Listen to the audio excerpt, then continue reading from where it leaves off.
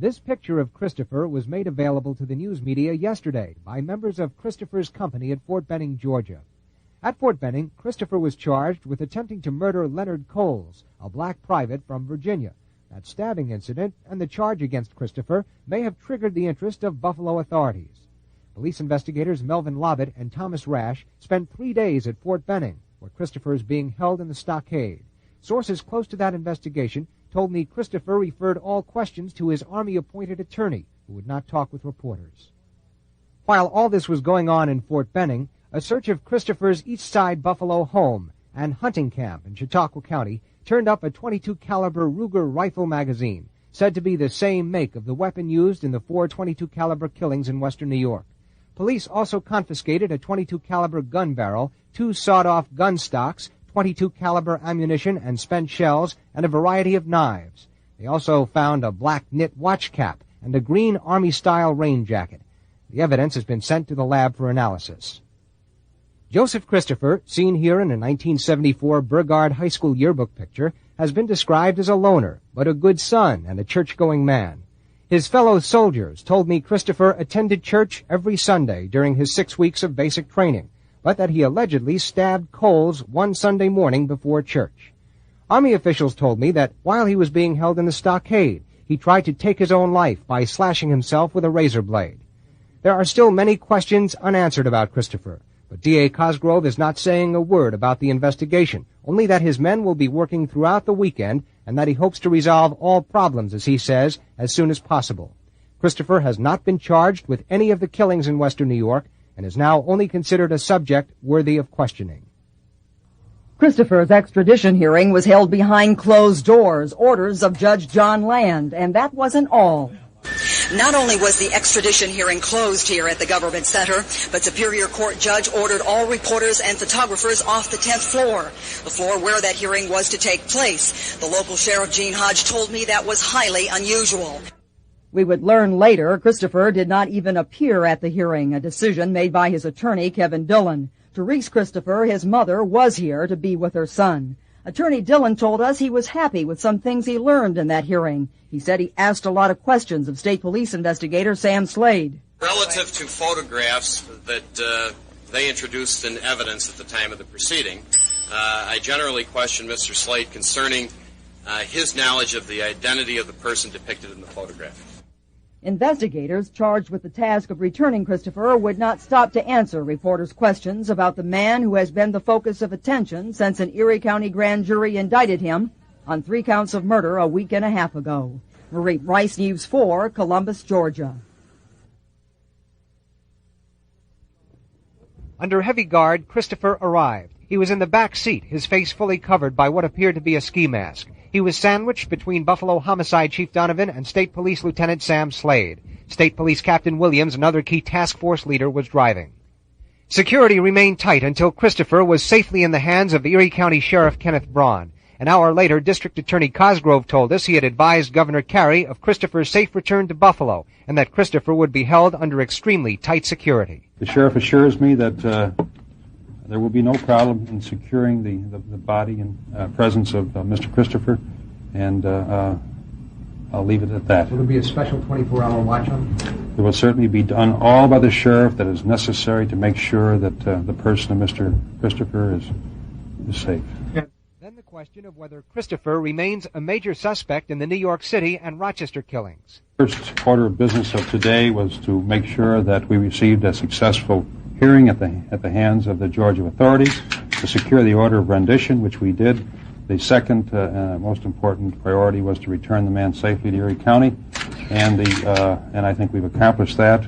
I think that the person of Mr. Christopher, as in the case of all persons charged with crime in this community, they are all secured, they are all protected, their rights are as paramount in our consideration and deliberations, as are the people of Erie County. Erie County, New York context of white supremacy. Gus T. Renegade in for another broadcast, hopefully to share constructive information on the system of white supremacy. Today's date, Thursday, July 14, 2022. So I have been told this is the Katherine Massey Book Club at the Cows.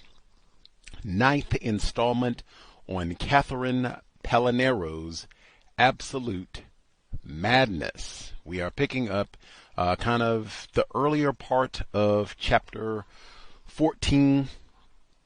They are doing the investigation and getting the indictment and everything, trying to see if they can get old Joey extradited and brought on up to Erie County for the investigation and charges and all the rest of it. I will only say we've had a number of folks who have written in. I'll share some of their commentary as we proceed. I will continue to ask listeners to ponder. We even had another white man on the program this week. Dr. Robert M. Silverman teaches at the University of Buffalo, has lived in the Buffalo area for 20 years. He didn't know about this case either, and he's in his 50s. We asked, what do we make of that? All of these different white professors and folks who've lived in the area and teach at the University of Buffalo, and they don't know about this case. What do we say? We had some folks say, is this a deliberate, willful effort to conceal these events? Are they really? Maybe all of the individuals classified as white don't go to the bottom of the ocean to research everything. Maybe there's some of that too. I don't know. We will have to consider. Anyway, we will push off chapter 14, Catherine Pelonero, Absolute Madness, Context of White Supremacy, audio segment 1. While Lobbit and Rash worked down in Georgia, the task force interviewed every person in Buffalo they could find who had ever crossed paths with Joseph Christopher. Prior to the search, investigators had quietly interviewed some of his neighbors, former employers and friends, including Joe's closest friend, Peter Tramontina, who had been interviewed at length at the district attorney's office. Peter explained how he'd become aware of Joe's arrest in the Army, how Joe had written a letter to the Bianchis, who had in turn contacted Peter. He had visited Joe's mother, who was very upset about Joe's situation and didn't know what to do.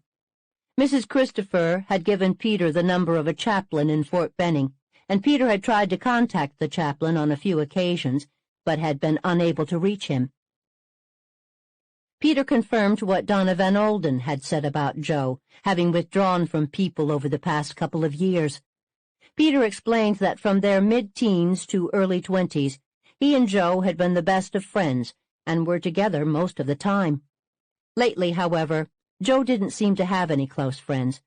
Peter had periodic contact with him, but they were never as tight as they'd once been. Peter had seen Joe 4 or 5 times between September and November 1980, including the night before Joe left for the Army, when they had gone out for pizza and beer. The last time he'd seen Joe was around January 2nd, when Joe was home on leave. Joe had come over to Peter's house, and they had engaged in small talk. Joe had mentioned that he was having difficulty adjusting to Army life, but he didn't get into any detail. Asked about Christopher's background, Peter said that Joe had taken his father's death hard and felt guilty for the way he had treated his father. Peter had noticed the biggest change in Joe after his breakup with Donna, after which Joe seemed to isolate himself from everyone, as if he was just done with people. He acknowledged that Joe had once used a lot of marijuana and also used speed. He confirmed the incident of Joe injecting Valium and subsequently coming down with hepatitis. Joe had quit all of that, however, about the same time he started his unofficial withdrawal from society. Peter was asked if he was aware of any acts of violence perpetrated by Christopher in the past. He qualified the use of the term violence. However, he did relate the 2 incidents he was aware of where Joe had become aggressive with females, Donna being one of them. Investigators questioned Peter about Nicholas Christopher's gun collection. He acknowledged that Joe had come into possession of the firearms after the death of his father. Peter was asked if he remembered a 10-22 Ruger rifle being among the collection, and he responded yes. He explained about the bullet trap in the Christopher basement and recalled that he and Joe had fired the weapon down there and at the property in Ellington. Peter was positive of the identification of the Ruger 1022 because he remembered the cylinder sheath clip. Investigators showed Peter a cylindrical clip from a Ruger 1022, and he identified it as similar to the one he had seen and used at the Christopher residence. Joe had told Peter about losing a Beretta handgun. Joe had been concerned that the loss of the weapon might cause him to lose his pistol permit, and thereby the control of the weapons that had been the personal property of his father, which he definitely wanted to keep in the family. Joe had ultimately thought that the Beretta was stolen from the basement by a black male utility meter reader. Joseph Christopher had been an auto mechanics major at Burgard High School, a vocational school on the city's east side. He had dropped out in his junior year, in January 1974, at the age of 18. He had graduated 8th grade from Public School 82, where records showed he had been an average student, earning B's or C's in all subjects except physical education, in which he earned an A, and music, which he failed for lack of effort. Other than a high number of tardies and absences in 8th grade and high school, his disciplinary record was average and unremarkable. His first job out of high school had been as a busboy at the snack bar at Deaconess Hospital. He had only worked there from early February to late March 1974. According to the hospital, he had walked off the job when told he had to wear a uniform. He then worked as a furnace cleaner and repairman for ABD Heating. The owner and a longtime employee both recalled Christopher as a good worker who showed up on time and never had any complaints about him. The owner said that Christopher had actually worked for him twice, as he had quit at one point and said he was going into business for himself in the auto parts line. This hadn't lasted long, however, as the owner recalled that Christopher had come back to work for him about 2 weeks later. He worked for the company for less than a year. They said that Christopher was a hot rodder and drove a black Camaro. Asked if he had ever shown any animosity toward black people or had any problems with blacks, both said no. They were asked about any guns Christopher may have had, but they knew of none. They told the investigators that if they were looking at Christopher as possibly being the .22 caliber killer, he looked nothing like the composite. Christopher was a short, stocky guy with curly, kinky hair. Investigators spoke with another man in the same industry who had employed Christopher on a freelance job. He had known Joe for about 7 years, but had last seen him 2 years before, when Joe had done some body work on his truck. He had in fact asked about Christopher just a couple of weeks before, when he had attended an anniversary party for his former business partner, Lee Chamberlain Sr., and his wife, and had run into Peter Tramontina. He was interested in having Joe do some more body work on one of his vehicles and asked Peter about him. Peter told him Joe was in the Army. The man could offer little else, but told the officer that if they were looking at Joe as being involved in the .22 caliber killings, they were barking up the wrong tree. Christopher looked nothing like the sketches, and his hair wasn't blonde. The task force paid a call at the home of Lee Chamberlain Sr., whose 2 older sons, Lee Jr. and Scott, had been close friends of Joe Christopher and Peter Tramontina. The Chamberlain family had known Joe since the boys were in their early teens, when Lee Jr. and Scott befriended him in Boy Scouts. Lee Jr. was the same age as Joe and Peter. Scott was a year younger. The Chamberlain boys had also attended Burgard High School. For many years, the 4 youths, Joe, Peter, Lee, and Scott, had been together constantly. Joe spent a lot of time at the Chamberlain home, staying for days at a time. After high school, the boys had eventually drifted apart. Lee Jr. had moved to California a few years earlier. Peter and Scott were both married. Lee Sr. had given Joe his first job in the heating business. Joe had worked for him part-time, cleaning furnaces, for about a year and a half. He described Joe as a terrific worker, cooperative, and no trouble whatsoever. Joe rented a garage from a neighbor up the street from his mother's house and always worked on cars on the side. Chamberlain said he liked Joe, but that you couldn't get close to him. He'd always been a very polite and cordial young man, but distant. Lee Sr. acknowledged that Joe was a gun enthusiast, and he was aware of the large collection he'd inherited from his father. Asked whether Christopher ever carried a knife, Chamberlain said Joe would carry one when he went hunting or fishing, but normally he never saw him with a knife. Investigators asked whether Christopher's emotional makeup had changed after the death of his father. Chamberlain replied yes, but said that he wasn't speaking from personal knowledge, only what he'd heard from Peter Tramontina shortly after the death of Nicholas Christopher. Peter had described Joe as living like a hermit, spending stretches of time alone at the cabin in Ellington. Lee Sr. had visited the cabin in the spring of 1980 when he, his son Scott, and another young man had gone fishing out there with Joe. He'd last seen Joe a couple months afterward, in June 1980, when Joe had taken his daughter to a wedding. Chamberlain's daughter was asked about this evening, specifically about Joe's attitude and the car he drove. She said he had picked her up in a blue, newer-looking car that he'd said he'd borrowed from a friend, but she didn't know the make or model.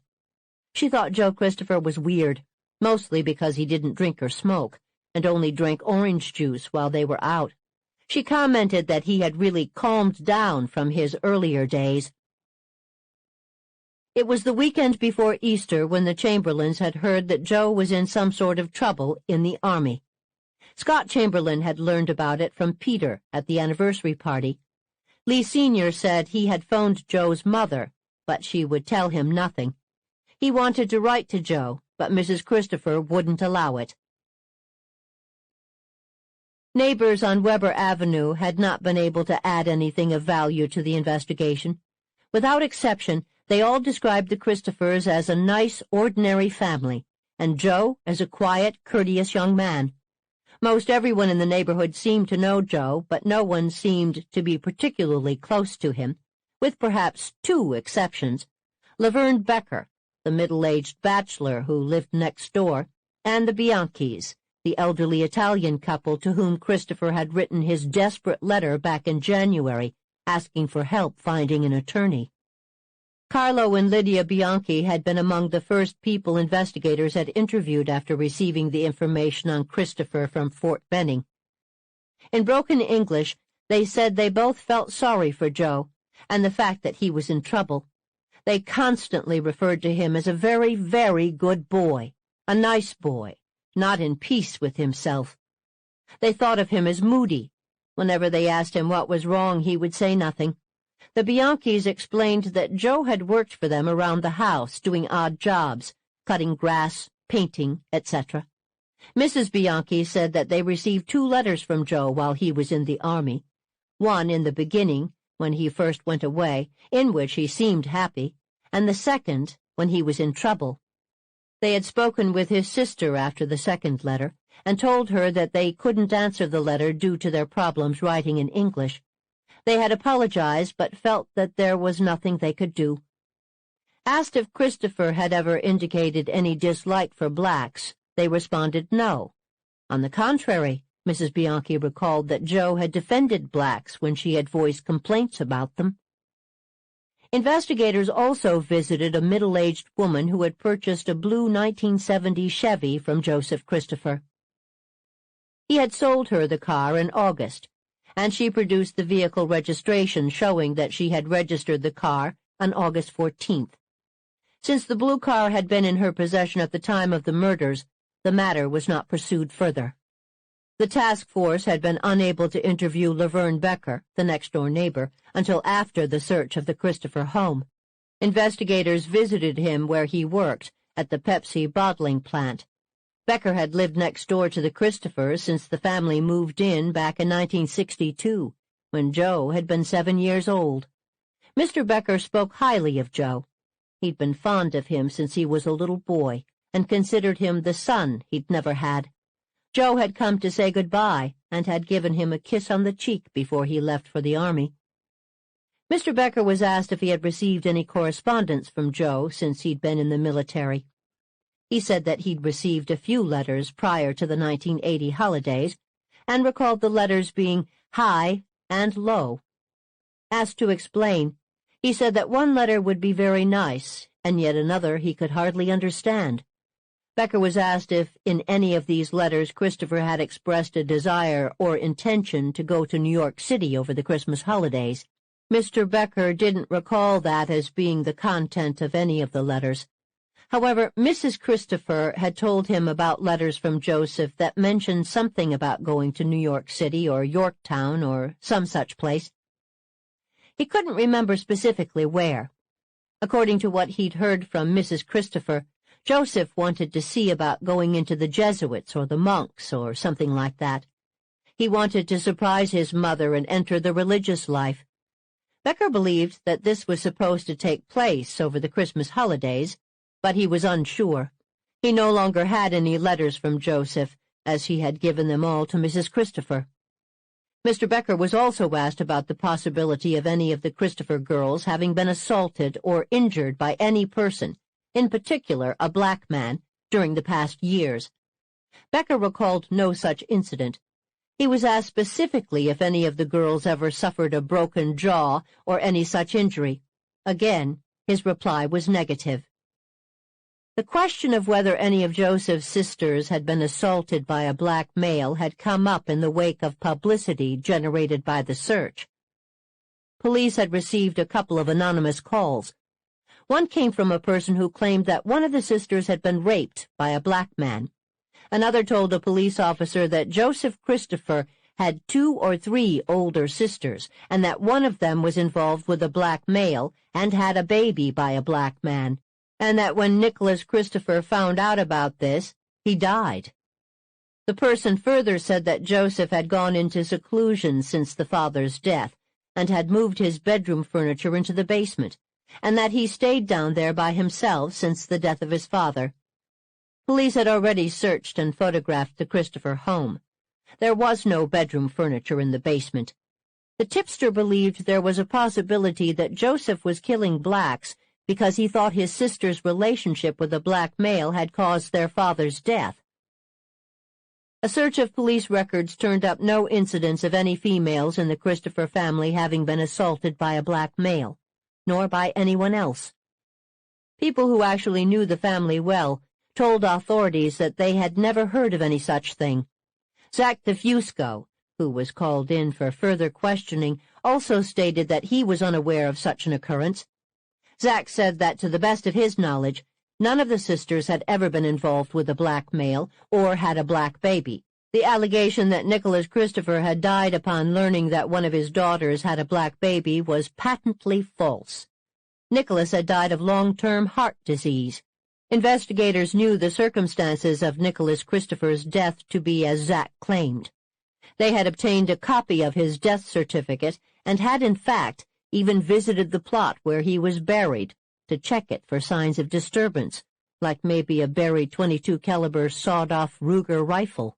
The searches of the Weber Avenue home and the Ellington cabin had yielded no such weapon. Authorities had not seized any firearms at all, in fact. The only guns found at Weber Avenue were a 16-gauge Remington semi-automatic shotgun, a .30 caliber U.S. carbine rifle, a .30-06 Winchester rifle, a 20-gauge Browning Magnum semi-automatic shotgun, and a starter pistol, none of which were within the scope of the search warrant or of the investigation. Serial numbers of the 4 long guns had been recorded and special file checked, with negative results. No firearms were found at Ellington. The majority of what was seized in the searches was ammunition and spent shells. At the Weber house, police had taken a total of 9 boxes of various .22 caliber ammunition.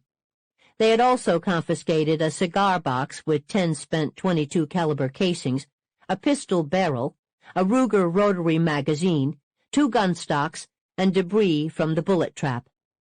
They took 6 knives, a black knit watch cap, a leather hat, and a fatigue green army-style jacket that appeared to have flecks of blood on the sleeve.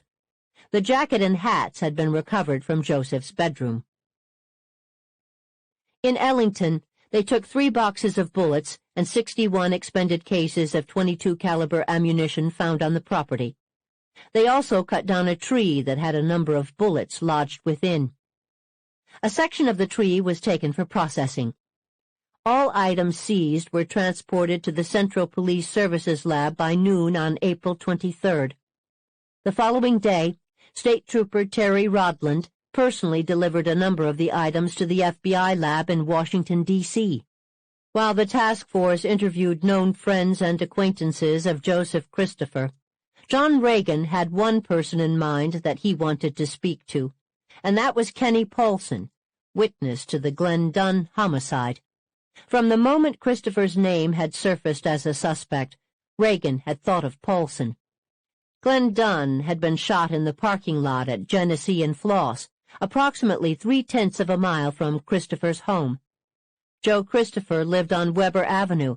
Kenny Paulson lived on Floss. Weber was the next street over from Floss.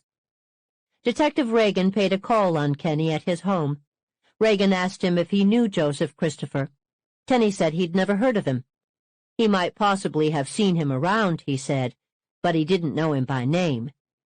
Kenny insisted that he didn't know the assailant and didn't get a good look at his face. Reagan had him describe again how the man had left the scene of the homicide.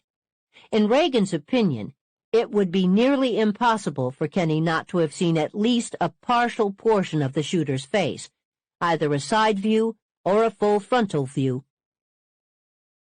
Reagan noted in his report that Kenny Paulson was extremely nervous when questioned as to his knowledge of the homicide and whether or not he knew the shooter, either from the neighborhood or personally.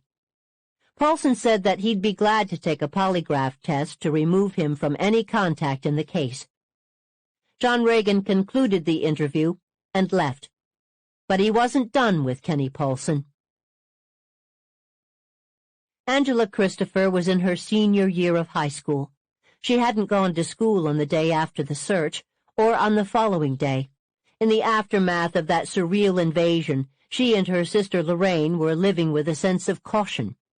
They had taken their mother to stay at an aunt's house to shield her from the reach of reporters and give her the opportunity to seek legal help for Joe, the burden for which, of course, had fallen solely on Theresa.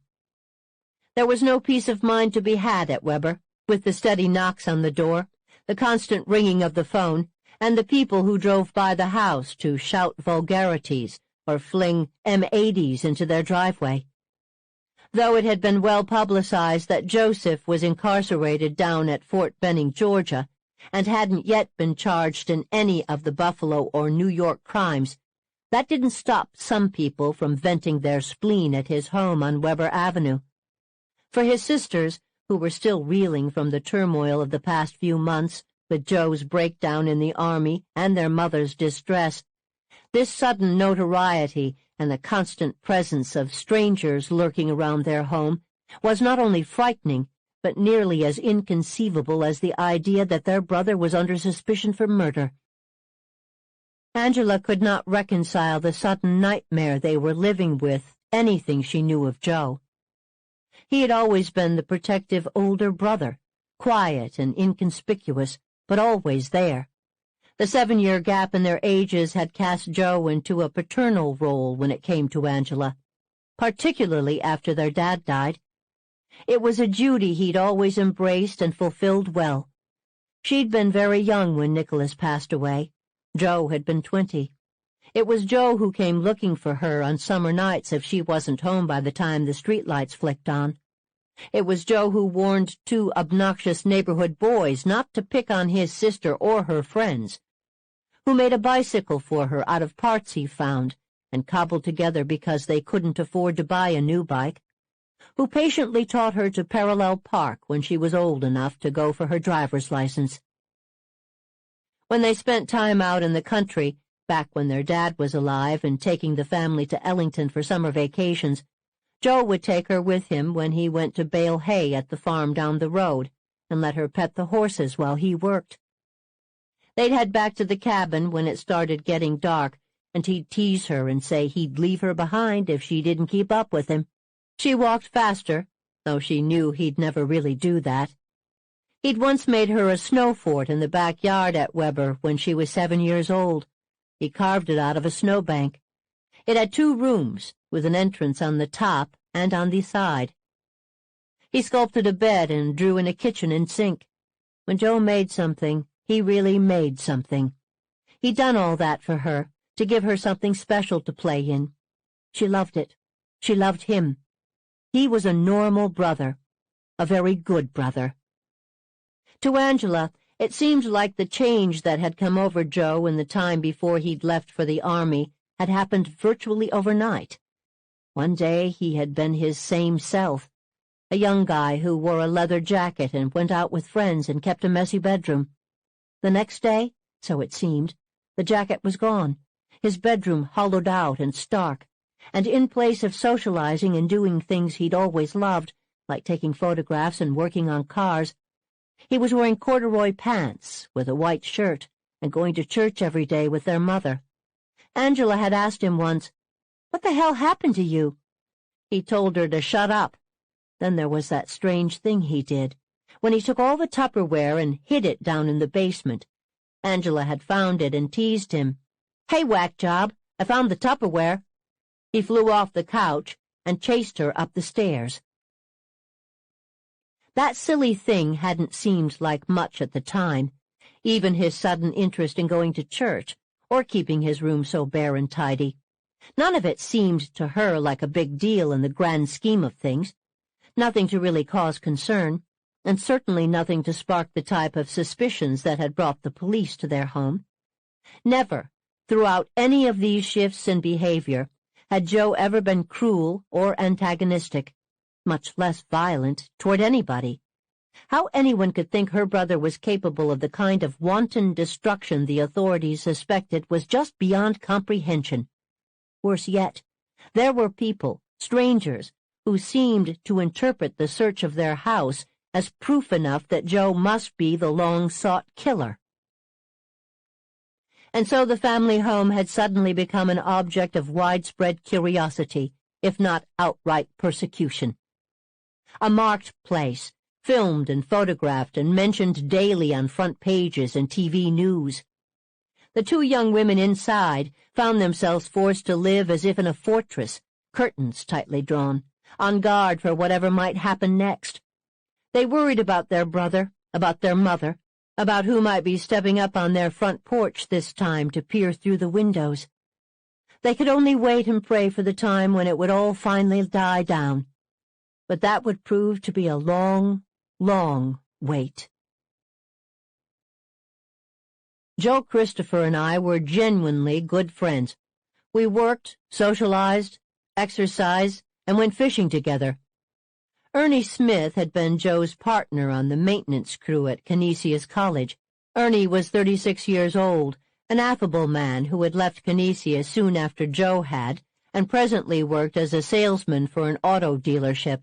He and Joe had worked the midnight to 8 a.m. shift together for the duration of Joe's employment at the college. Ernie had been brought to the DA's office for questioning 2 days after the news hit that Joe was a prime suspect in the serial murders of black men. Like all of Joe's other friends, Ernie said that he couldn't see Joe as the so-called .22 caliber killer. He also told investigators that Joe had never exhibited any racial hatred. Ernie didn't believe Joe was a racist. He further felt that if Joe was a racist, and particularly anti-black, he would know, since Ernie himself was black. We were close friends for about 16 months, since he started at Canisius until about May of 1978, Ernie stated. He was always with me, Donna, or Peter Tramontina. I ate at Donna's house, his mother's house, and he ate at mine with me and my woman, Melanie. On one occasion I moved to a room over Little Harlem on Michigan Avenue, and Joe helped me move. Joe sometimes picked Ernie up for work in his pickup truck. They often went out together to shoot pool or have a drink, although Joe wasn't much of a drinker. Ernie acknowledged that the two of them used to get high, though Ernie limited himself to marijuana. We smoked together, but I never got into any other drugs like he did. I was never around him when he was shooting up. Ernie also described how the two of them were into physical fitness. Joe was very strong. We used to work out regularly at Kessler Center, 2 to 3 hours a day. We fooled around and wrestled. Joe was 2 or 3 inches shorter than me and a little lighter, but he was strong. I could handle him, but no way was it easy. Ernie thought it bothered Joe that he couldn't handily win their wrestling matches. He was using a lot of weight on the universal, trying to build himself up. He could use 140 pounds pressing, reps, etc., over a 2 to 3 hour workout, Ernie stated. He used the 140 easy. I only used 90. Joe could easily bench press 180 pounds. Asked further about their social activities, Ernie said, once in a while, Joe would want to go fool around with street girls, but we never picked any up. I had a lot of girls. I used to have a different girlfriend every other week like that. Joe never seemed too interested in getting down with them, although he could have. I didn't care. Joe was with Donna at the time. Asked about that relationship, Ernie said, I never made it with Donna. I never tried or even talked like that, although it's in the back of my mind that Joe maybe was afraid I might. I was never alone with her. She was a nice lady, very kind to me, and Joe really loved her. I never kidded with Joe about Donna because I had it in the back of my mind that he was the kind of dude that wouldn't think twice about messing you up over his old lady. Towards the end, he was complaining that things were not good at home with Donna, that she was pissing him off. He complained about this guy who owed her money, maybe about $1,000 or so. She had loaned the guy some money or something, and Joe was mad that she still had to go see him or work for him. Joe tried to score with this black girl who worked with us at Canisius. She turned him down. Later I started going with her, and that made him mad. I think she and Joe almost came to blows. She told me that she wasn't going to hook up with that Whitey. Ernie had visited the cabin in Ellington. He'd also viewed Joe's firearms. He was very proud of his gun collection. Showed the guns to me many times. He had special holsters and everything, and almost always had a gun with him, either on him or in his car. Explaining how their friendship had ended, he said, when Joe and I fell out, he accused me of stealing his buck knife, which I didn't. We went down to his truck and found it. It was like he wanted an excuse to start an argument. Like others, Ernie had also noticed what seemed like an abrupt change in Joe's personality. The knife incident strained the friendship. After that, we were just about through. Then I had a little fight with a guy at Canisius, a white guy. I gave him a shove and knocked him down. Later, Joe came to me and said, "You're supposed to be a big man." I told him to cut it out, and I walked away. I didn't want to fight with Joe, his knives, and his guns. According to Ernie, Joe seemed to change toward everybody. Joe refused to speak to anyone at work for a period of time. Later, the situation changed, and he would speak only to the white workers. Ernie guessed that Joe was jealous of Donna's relationships with other men.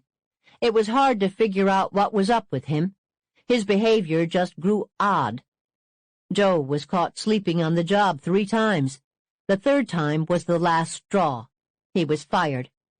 The last time Ernie saw Joe was in the late summer of 1980. Ernie had been outside the auto dealership where he worked when Joe came walking down the street. They spoke. He said he was walking to a friend's house. He was telling me that he had lost his girl, his truck, and his job because of a drinking spree, and that he was trying to get himself together for the past week. I got called on the intercom.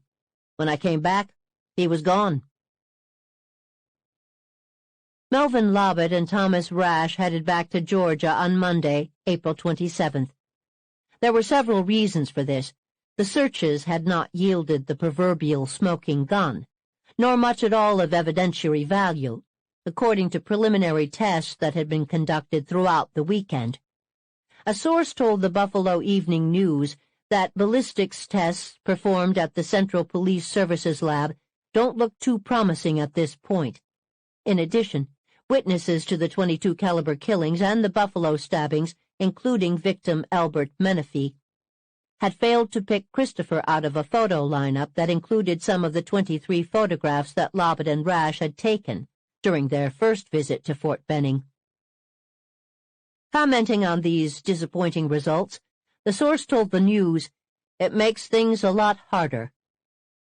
Christopher's fingerprints had already been compared to the latent prints lifted from the cabs of Parlor Edwards and Ernest Jones, with negative results, though this information was not disseminated to the media. The only thing that tied Christopher to any of the crimes so far were his confessions, made to nurses at a psychiatric facility following a time when he had starved himself, stared at light bulbs for hours, and cut his penis with a razor blade. New York City detectives had traveled to Fort Benning on April 25th to do some investigating of their own. This spurred a sort of unspoken competition between the two jurisdictions, mainly on the part of the Buffalo Task Force. Christopher was the most promising suspect they'd had in months. They didn't relish the idea of New York City possibly making a case against him first, in essence, pulling the fish from their net. But perhaps the most compelling reason for Lobbit and Rash to hurry back to Fort Benning was the news that Joseph Christopher had reportedly asked to speak with police. The CID had stayed in contact with the task force and let them know of some interesting developments that had taken place following the departure of Lobbit and Rash. Over the weekend, Captain Rayford Ames, commanding officer of the stockade, had conversations with Christopher relative to the crimes. In addition, the CID had learned of the statements Christopher had made to PFC Corwin, his guard at the hospital. Lobbit, Rash, and two detectives from New York City met with Rayford Ames in the presence of the CID. Ames said that on the afternoon of Friday, April 24th, guards informed him that Christopher, who was in a segregation cell, wanted to see him. He directed the guards to bring Christopher to his office. Christopher wanted food. Ames believed that Christopher was going to proposition him. Ames had read a hospital report that stated Christopher had previously made a homosexual proposition to a staff member in order to get a sandwich, and he'd further heard that guards had told Christopher that this was the way to get special favors from the confinement officer. Ames said he had therefore warned him against it right away. I told him, "Look, Christopher, I'll do whatever I can to help you while you're in here, as long as it is within the regulations. But don't make a homosexual proposition to me, because it won't profit you. I'm not homosexual. I don't know if you're homosexual, but making a proposition towards me won't gain you anything." And I asked him, was he homosexual, and he said no. So he didn't make the proposition, but that's how we really got started in our conversation. Christopher had ended up spending the better part of the afternoon in Captain Ames's office. Ames had some food brought in, and let him eat his fill as they talked. Captain Ames, who was black, was aware of Christopher's statements to the nurses, and that Christopher was being investigated as a suspect in the New York murders. Everyone at the base was aware of it by this time, as both local and out-of-town press had converged on Fort Benning. As Ames explained his Friday afternoon conversation with Christopher, he and I discussed different topics, from racial issues to religious preferences and things of that nature. But I never did approach him directly about the Buffalo incident or anything relating to charges he's facing or he's allegedly involved in, acts that he allegedly admitted to. But I do feel that during the course of our conversation, during his stay here in the office, there was a sense of rapport developed between us where he felt, maybe I can talk to this guy, because trust was mentioned. And at the onset of the conversation he mentioned, well, I don't trust anyone. I don't have any friends. It's like the world is against me. And I said, well, I can imagine how you feel, especially facing what you're facing. But don't feel as if you're a lone ranger, because I don't trust anyone either. As a matter of fact, I don't trust you. And he let me know that he didn't trust me. And I told him I felt it was best to be that way. Ames asked Christopher if he had anything against blacks. Christopher told him no. He asked Christopher if he had come to the office to kill him, and his answer to that was also no. What Christopher did want, aside from food, was to get out of segregation, back into the general inmate population. Ames told him that wasn't possible. Their conversation had ended when a female friend of Captain Ames came to his office for a prearranged dinner date. He had introduced Christopher to his female friend. She joined the conversation, and at one point she asked Christopher if he had really killed people in Buffalo. He had responded, "People say I did." The following day, Ames said, he was off duty, but had come in for a walk-through of the detention facility. He stopped by Christopher's cell and had a brief conversation. I was just more or less summarizing what had taken place Friday, because that's the first time I really had any prolonged contact with Christopher, Ames stated. He asked me whether or not it would be possible to get some additional cereal, have the wheat taken out of his diet, and things of that nature. And he asked me whether or not I could contact Chaplain Freeman, and I told him yes, I would. I'd look into all the requests that he made. We tried to contact Chaplain Freeman Saturday, but we weren't able to. The soonest we could reach him was Sunday morning. Chaplain was in the middle of the service, so he had one of his assistants call us back and let us know that after that service he would come over and pay Christopher a visit. Father Freeman had come to the stockade and spent some time with Christopher. Ames didn't know what was said, but he had suspicions. As Captain Ames explained, Chaplain Freeman and I, up until this point, had a very open relationship as far as the discussions he had with Christopher, because he, Freeman, felt it was general in nature, and he felt obligated, being somewhat an assistant to the confinement facility, to discuss these things with me, the confinement officer. So this is the approach that he had taken up until this point. However, after his discussion with Christopher on Sunday, he decided he could no longer discuss these things, and if I'm not mistaken, quote, unquote, he said, "The things that Christopher and I have discussed today are sacramental." And to me, based on the extent to which we had discussed previous conversations between he and prisoner Christopher, I felt that prisoner Christopher had related something of importance to him, and I did not inquire as to what it was, because it was, in fact, sacred. On Sunday afternoon, Ames said, following the priest's visit, a guard informed Ames that Christopher asked to see him. Ames went to the cell and found Christopher sitting on his bunk. He seemed to be disturbed or moved, emotionally, said Ames. His eyes were kind of watery. I leaned over and said something like, "What can I do for you?" He looked up at me and he said, "You know that thing in Buffalo?" I said, "Yes, I know what you're talking about." And he said, "I did it." I looked at him in his eyes and I said, "I believe you." He looked at me and said, "I know you do." And I asked him, "Well, why do you want to tell me this?" And the reason why I asked him that is because Friday, when he was in my office, we had discussed the fact that there was no trust. I didn't trust him, and he didn't trust me, so I wanted to know why me. And he said, "Well, I just want to do what's right. I want to do right." Something to that effect. Then he said, "What do I do from here? Where do I go from here?" I kneeled down, close to his cell where I could be on eye level with him because he was sitting on his bunk. I said, "My God, give me strength. I don't know what to tell you," because he pretty much took me by surprise. Then I said, "Well, I guess the best thing to do would be, let's get those detectives and let you speak with them." But he said, "No, they're not really Buffalo detectives. I checked their shields, and they weren't the real Buffalo Shield."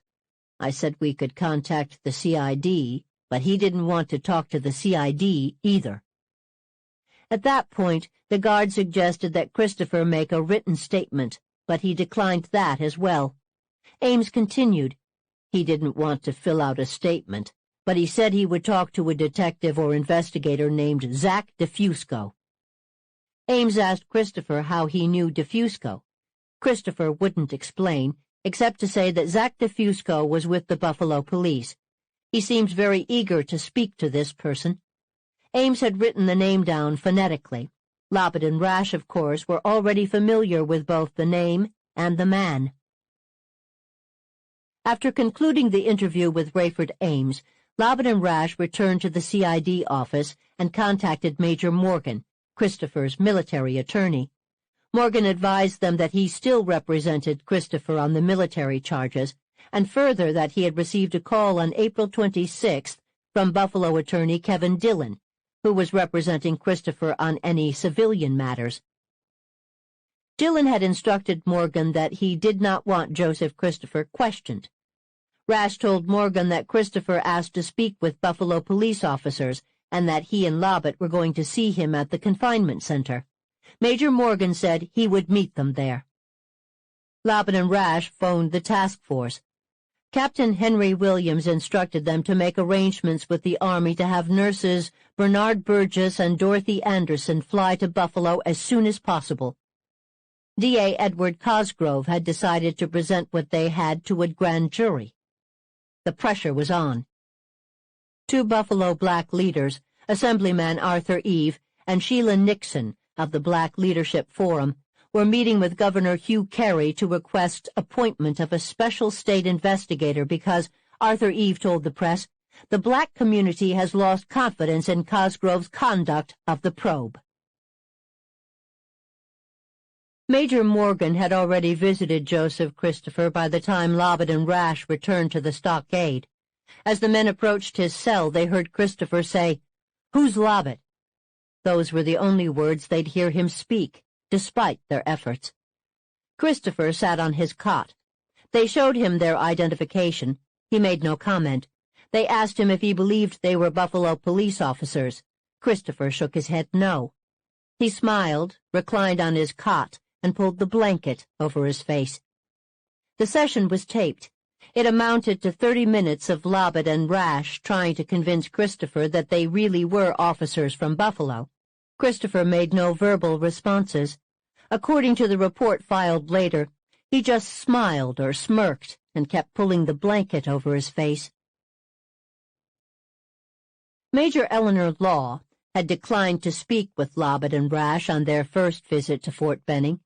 She had since consulted with her commanding officers and had been instructed to cooperate with investigators. Major Law, chief psychiatrist at Martin Army Hospital, had met with Christopher on a few occasions throughout his time in the psychiatric ward. On the morning of April 28th, she spoke with Mel Lobbett, Thomas Rash, and two detectives from New York City in the presence of CID agent Tom Carr. Asked about Joseph Christopher's current state of mind, Dr. Law told the investigators, "At the present time, I would have to say he is suffering from a major or significant psychopathology. He is—" I would refrain from offering any comment as to a diagnostic opinion, but I think it would be safe to say that he is significantly psychiatrically impaired. She had last seen Christopher on Friday. It was the first time she had spoken with him since learning of the statements he had made to nurses Burgess and Anderson. Of that Friday meeting, Major Law said, "As we talked, my purpose, I think, was to try to establish in my own mind where he was in terms of this confession, whether his confession to the nurses was real or not. I asked him if he could talk to me about the confession that he made to the nurses, and initially he was reluctant to do so. Finally he said to me, 'If I talk to you about it, what will happen?' And my response to him was, 'If you tell me that you did do these things, you said nothing more to me than you said to Captain Burgess and Lieutenant Anderson. If you tell me that you did not do these things, then I think you've got significant problems that we're going to need to talk about.' At that point he paused and looked down at the floor and looked back up to me and said, 'Yep, I did it.' And I said, 'You did the things that you said you did?' And he said, 'Yes. It seems like a fantasy.' At that point he withdrew from me, as he very often does in talking with him. He sort of withdrew. He sat back in his chair, he closed his eyes, and my efforts to get him to elaborate further about the various incidents, even to get him to tell me about when they started, or, if he could just give me some general details, he was unable to give me anything further. So that was essentially the nature of the conversation. Has Private Christopher been under any medication for his problems here? None, Law answered. He might say he refused all medications, but I'm not sure we would have given him anything anyway. Do you believe he has presence of mind and knows where he is, knows right from wrong? Lobbit asked. I think he's level with orientation in terms of knowing who he is and where he is. He very often seemed preoccupied and unable to participate in the interview process. It's difficult to pin down exactly why, but both myself and Dr. Levine and others would be compelled to feel that a very significant factor in that was the underlying psychopathology. Do you think he's telling the truth now, Major? The truth about what he told the nurses. Actually about anything, but specifically about the crimes. Again, I would have to really refrain from offering you an opinion at this point, Law replied. I just don't know. People oftentimes do have significant psychiatric problems for which they may feel guilty and will confess to things that they have not done. And at this point in time, he's just not given us a great many details. It's very difficult to really offer a professional opinion about the truth or falseness of what he's saying. It would take a good bit more verbally from him before I would be able to offer you a professional opinion on it. Lobbit asked, Do you think he's the type of person that would tell the truth or try to avoid it by maybe standing mute? Silence can mean many things, Law replied, and this has been the difficulty we have had throughout this process with him, trying to interpret and understand his withdrawing behavior and his reluctance to speak. It can have meanings at all different levels. At one level, it can be a conscious attempt to avoid people. Another level, it can be an unconscious attempt to deny. At an even further level, it can represent very significant disorganization in his thinking processes, such that he's really unable to tell you what's going on inside his head. So in my opinion, at this point, we're limited because we don't have a lot of objective psychiatric data from the patient himself, and that has made it very, very difficult to pin down the exact reason for his reluctance to speak. Do you think he's conniving to be sent to Buffalo or a veterans hospital to try to work himself back to Buffalo? I'd be surprised if that were the underlying motivation, she replied. I don't think so. Do you think he really has a problem trying to explain things? Do I think he has difficulty in explaining himself? Yes, I do, Law answered. I can't offer you the exact reason for that, but I think he does. Do you think he wants to tell the truth and confess but doesn't know how? Again, if you're asking me to read into this beyond what I have stated, I'm hesitant to do that, okay? I can't really offer you a solid opinion on that. Do you think that we are wasting our time trying to interview him? Lobbit asked. Well, I think you're going to have a difficult time if his behavior is consistent with what we've seen on the ward, and I think it is consistent. There have been various people who've attempted to interact with him. I don't know of anyone in the period of time that we've had involvement with him, over 6 weeks, who has been able to establish good rapport with him. Lobbit asked, Do you find that any time he did want to speak, that he initiated the action? Very much the opposite, Dr. Law said. Most often, someone here on the staff initiated any interaction with him.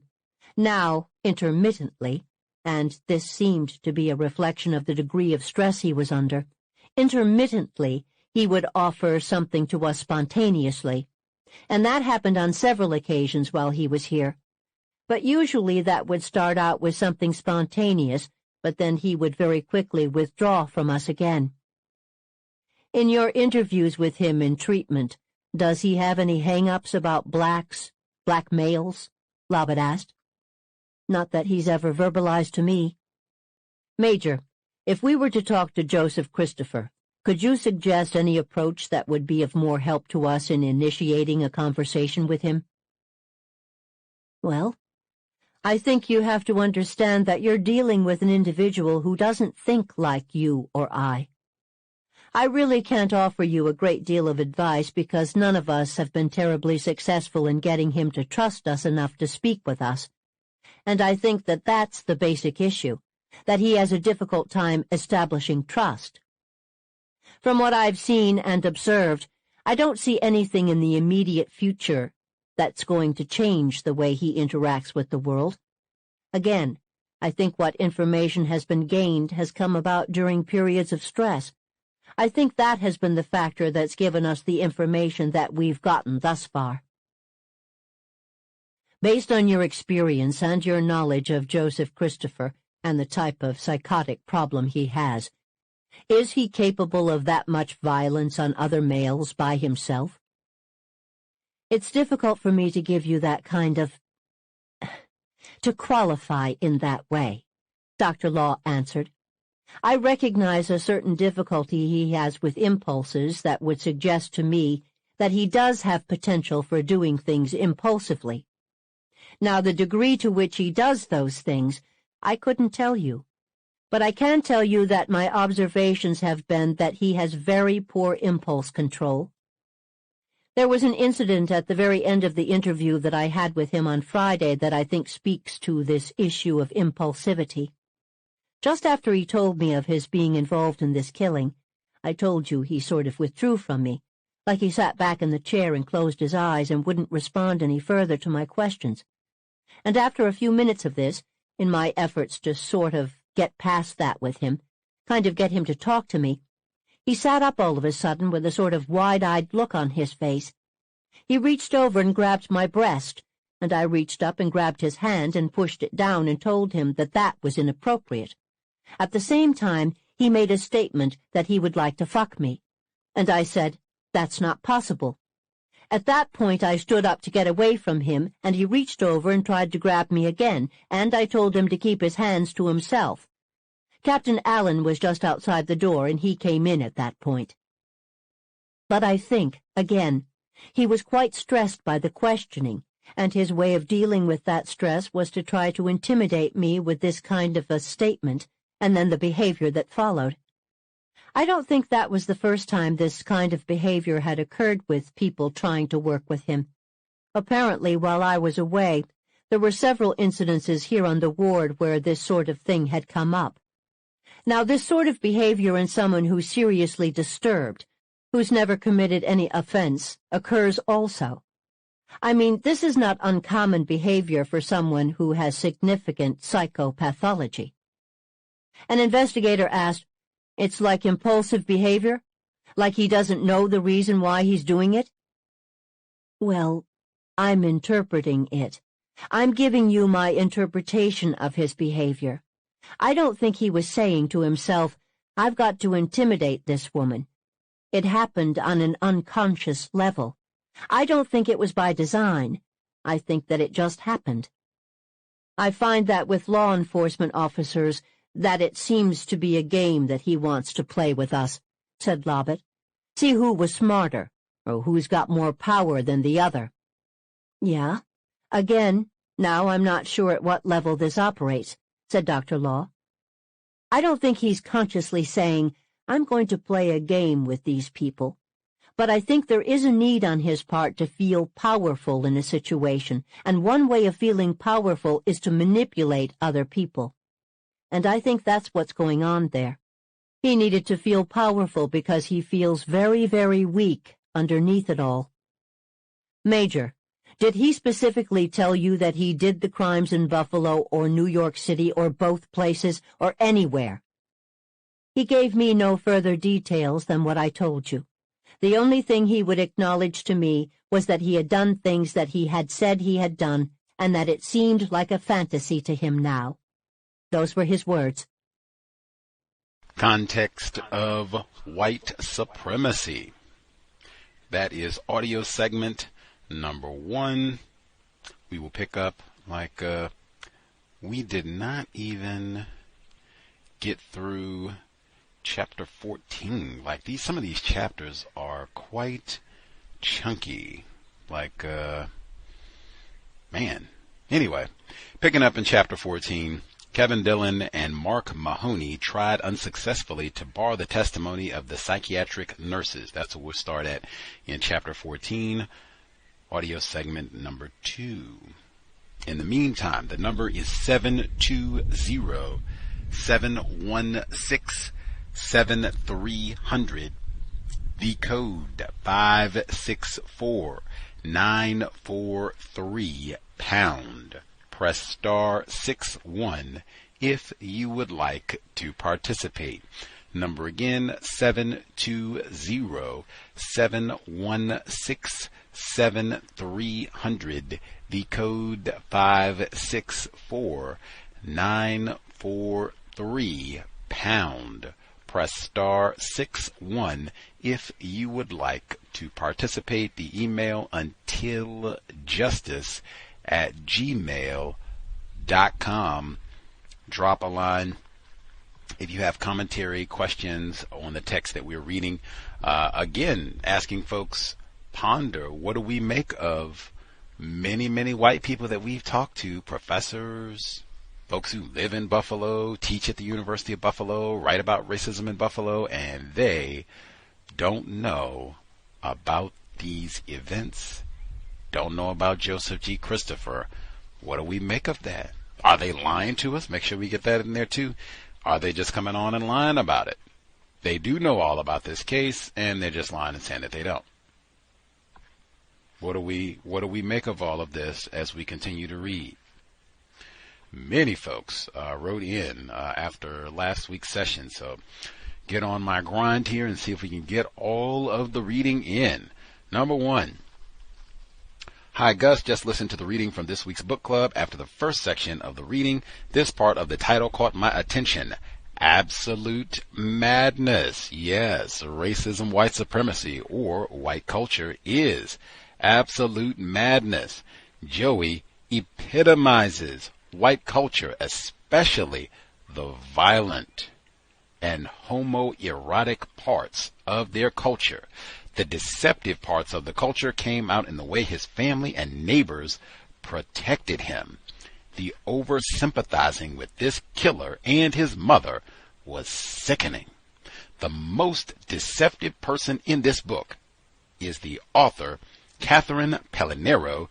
She created a fictitious characterization of Joey, which made him seem like a well-meaning, good white male. He's a serial killer! ! However, the black males were negatively described and almost seemed like they deserved being killed by this white male. I'm sure this book would read differently if the world context was justice, guaranteeing that no one is mistreated and guaranteeing that the ones who need help the most get the most help. Thank you so much. This is absolutely mandatory reading and a constructive use of my time and energy. Best, Vegan RD, I believe with connections to New York State. Definitely a part of local history. Now, I'll get in one more email and then we'll push off. Let's see. Oh, here we go. Oh my goodness. Yeah, I read this one Saturday when I got it. I'll read again. Different reader. She writes in, I've been asking, has anyone heard of Joey? And no one has. I found out my sister-in-law, her father is from Buffalo. I asked them to ask if he knew Joey. They got back with me and told me he responded immediately asking why they were asking. To make a long story short, his girlfriend at the time, that is the father of her sister-in-law, his girlfriend at the time, was one of the victims whose heart was removed. So again, that would have to be Ernest Shorty Jones Cowbell or Parlor Edwards. They didn't tell me his name. I asked them if they could ask him. I will try to get more information. Her father also resides in Akron, Ohio. Jalen Walker, home of the recent police shooting. This study has been amazing. Asking questions. Wow. Just wondering why we haven't heard of this man. that again and again. How is it that we haven't? And then, reportedly, all of these white people, they hadn't either. Got to think on that as we're continuing down the back end of the book. How can that happen? Is this not important? We've been listening along for a while now. Let's see. We have lots of emails. Let me see. Callers. I guess we'll get the callers. I'll get the callers, and then we'll continue to sprinkle in emails as we proceed. Folks who dialed in with commentary to share.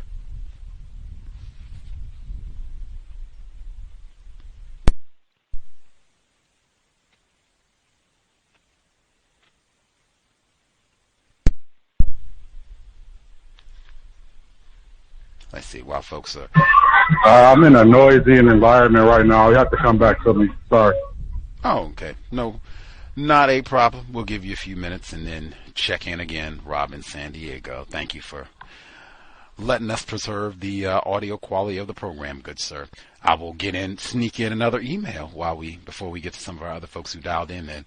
So we got 1, 2 down. Number 3. All right. Different investor wrote in. She writes, I haven't shared my thoughts on this book yet, so I have several things to say. I will try not to say things that have already been said, and I think I can go in chronological order. This followed the dedication to her father. Here's health to you and to our corps, which we are proud to serve in many a strife. We fought for life and never lost our nerve. If the Army and the Navy ever look on heaven's scenes, they will find the streets are guarded with the United States Marines. Now, I found this to be weird. Why do there need to be race soldiers with guns in the afterlife? You never know. Might be one of those raping niggers has got through the pearly gates. Who is in heaven that they need to kill? I just told you. If you have to kill people, is it really heaven? This poem, or whatever it is, made me ask myself a lot of questions. Racism is man's gravest threat to man, the maximum of hatred for a minimum of reason. I don't know who Abraham Herschel is, but I think that statement is inaccurate. White people have a big reason to practice racism, to continue their existence in the universe. I disagree with the way they have decided to go about achieving their goal objective, but that doesn't mean they don't have one. Page 13, Pastolka was a police officer out of a precinct in South Buffalo, but worked security at this tops on the east side of the city as a second front job. A couple of things about this line. I get calling it a second job, but why call it a second front job? Is this a reference to World War II?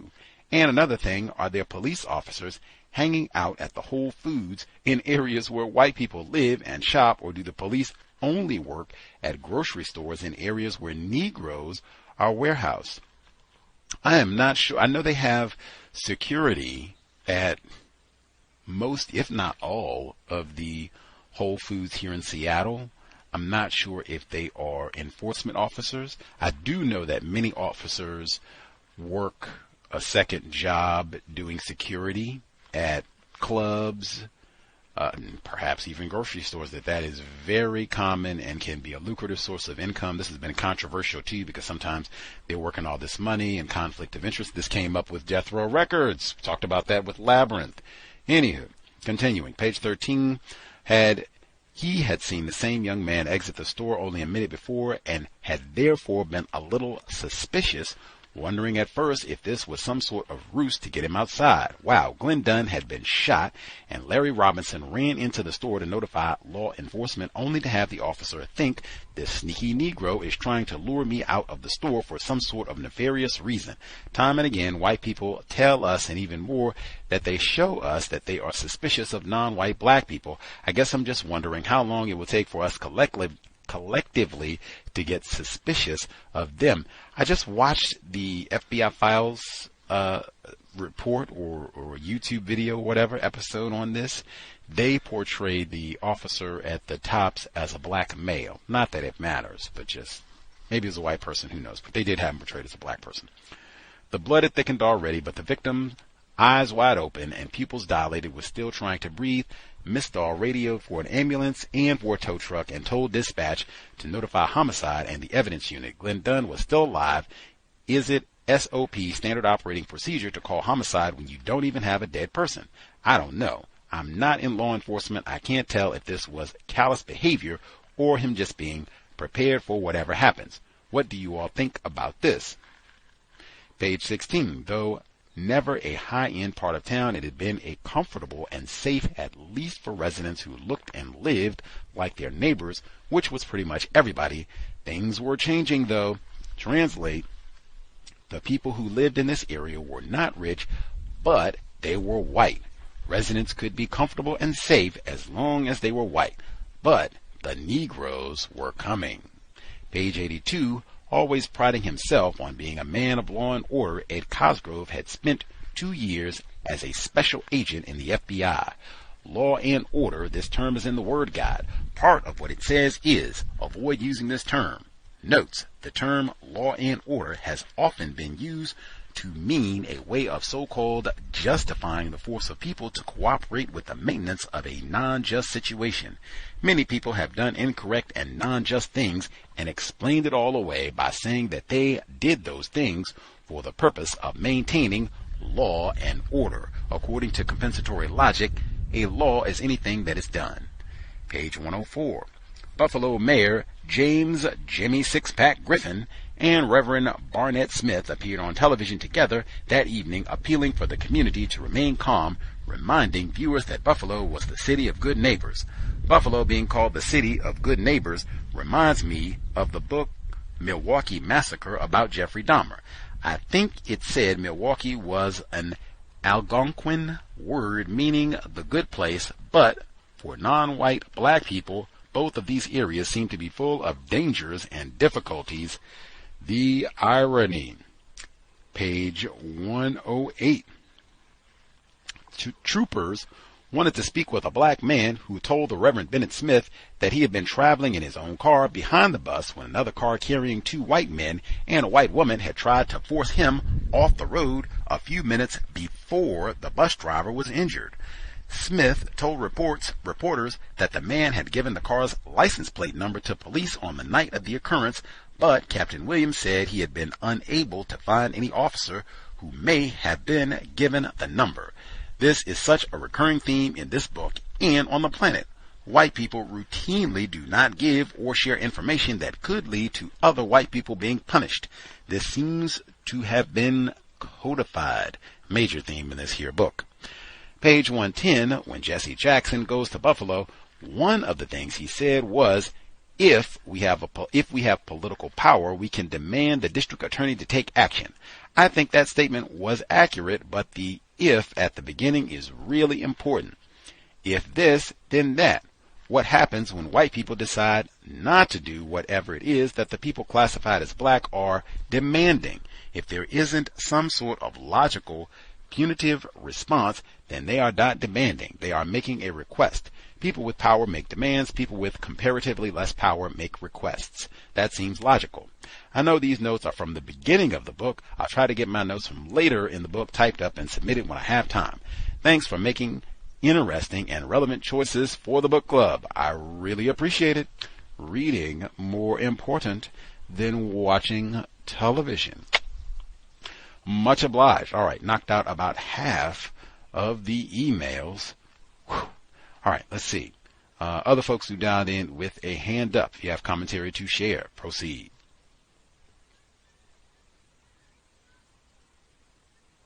Greetings, everyone. I would suspect that white people are the ones, especially the ones that have been on your program and others like them. I'm talking about well-educated, professionally and scientific white people are aware, especially the ones who write about racism, especially the ones who write about racism in Buffalo, that has been on your program, that they are, I would not be surprised if they are aware of this particular case. And I would say that white people in general do not want to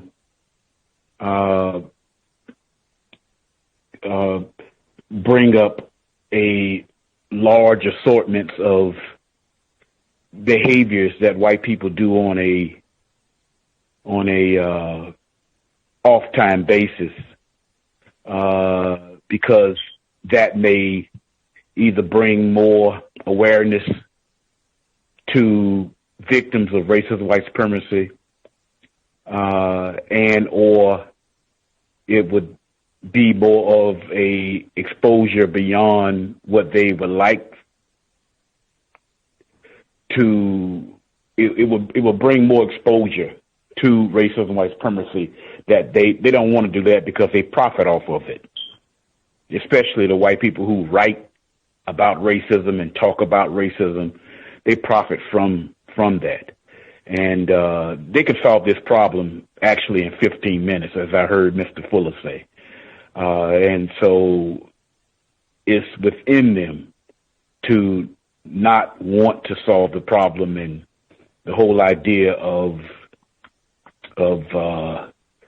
seeing something that is worthy of their research and neglecting not to do it and pick it up the more popular or more recent incident and just brief over it is something that wouldn't be strange to me if what I'm saying is absolutely true. But I really do think it's true that their desire for racism, white supremacy to continue because it's profitable for them for it to exist forever. And those are my thoughts on, I think, some of the questions that you were asking. That's it.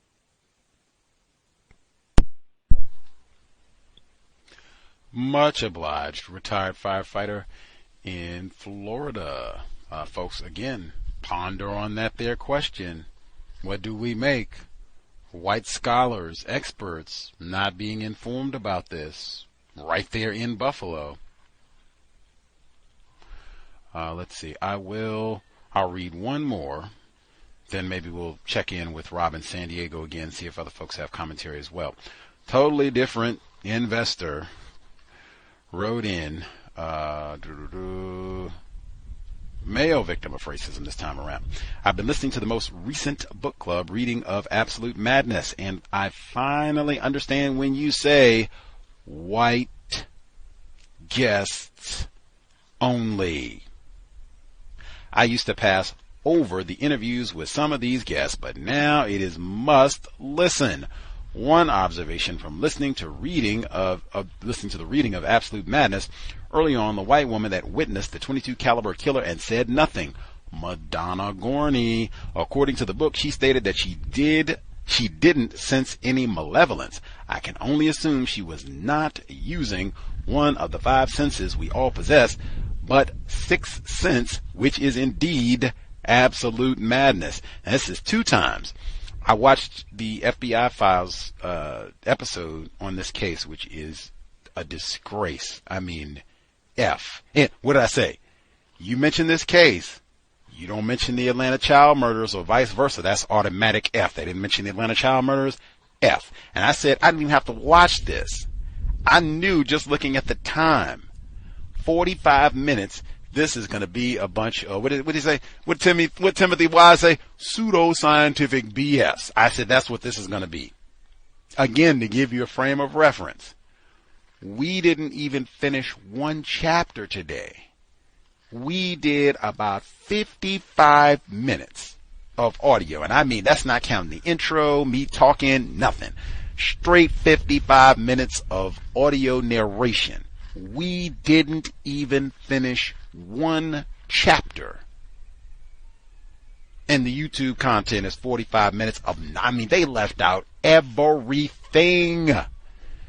Everything. One thing that is there Madonna Gorney, you can't actually see her.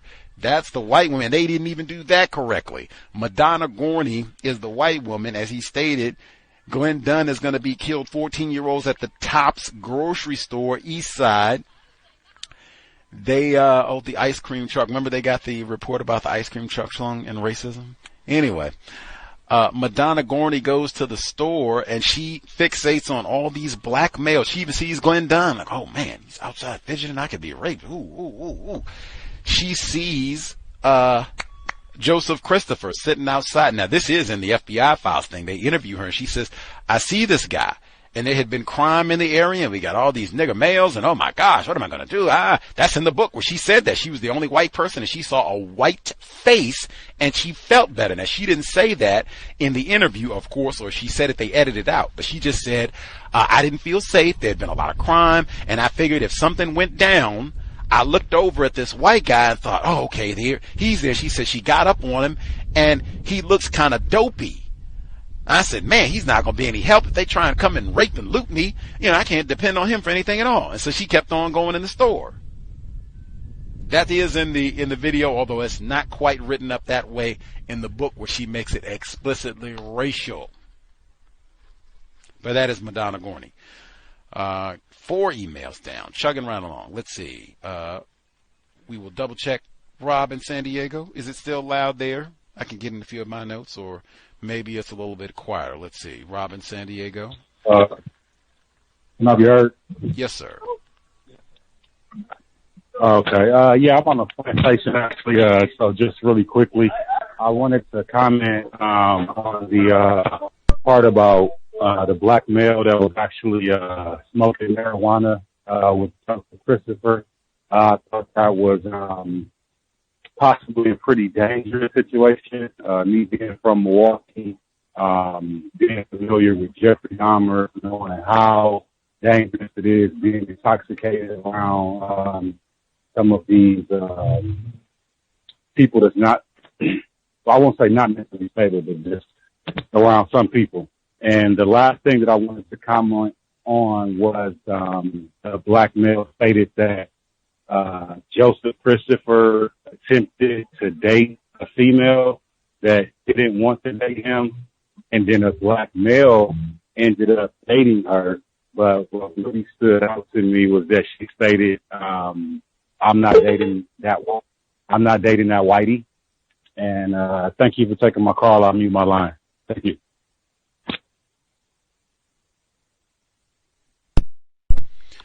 Much obliged, Rob. Formerly of Wisconsin, the land of good old Jeffrey Dahmer. That's 2 mentions on the program today for old JD.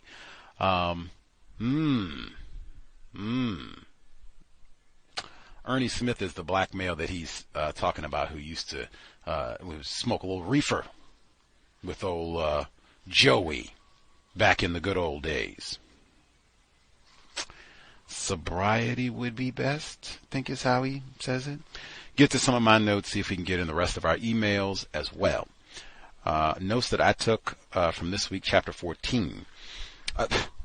Right where Robin San Diego, formerly Wisconsin. So they're talking with, now this is not even Ernie. This is with Joey's friend, Peter Tremontina, who introduced him to Donna, and they used to be cool or what have you for some period. Peter said, he's a white guy, Peter says he acknowledged that Joe had once used a lot of marijuana. Now, even for that, I would need context. Like, what does that mean? A lot of marijuana. How much are we talking about? On a daily basis, how much are we talking about? And particularly the program that we have coming next week about Dr. Welsing. She said some years ago, about a decade ago, hey, cannabis use and psychosis. Current reports saying the same thing. Cannabis use and psychosis. This is a young person whose brain is still developing, who apparently has, and not just cannabis, they talked about him using all kinds of drugs, speed, all the rest of it. Hey, all of these brain altering substances, what sort of impact does that have?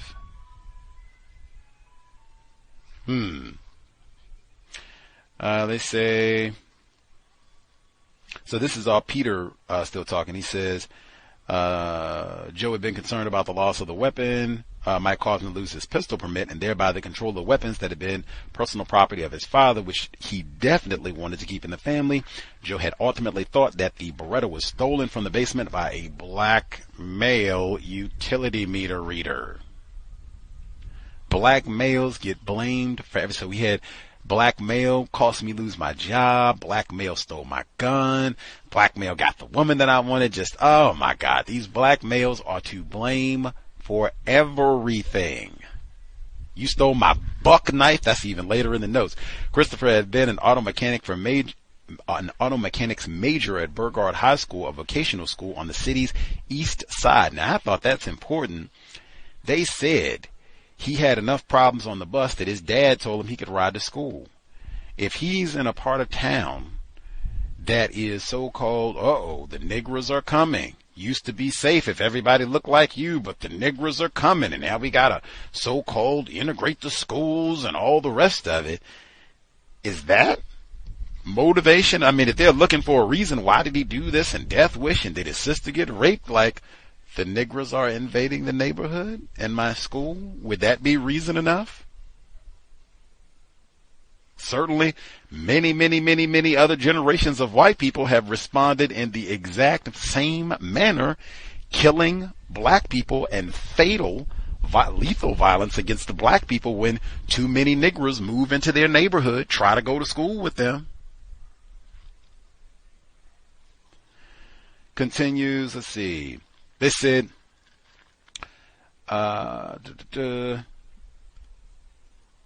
next they spoke with, is this still talking to Peter? Oh, they're still talking to Peter, where he worked, I guess, with all these different folks. They go to talk to some of the people that he worked with, and they said they asked if he had ever shown any animosity towards black people. They said no. They were asked about any guns Christopher may have had, but they knew of none. This is when they go to talk to the people that he used to work with. They told the investigators that if they were looking at Christopher as possibly being the .22 caliber killer, he looked nothing like the composite. Many people said that, even Cal's listeners. Christopher was a short, stocky guy with curly, kinky hair. That's in the word guide. Don't use.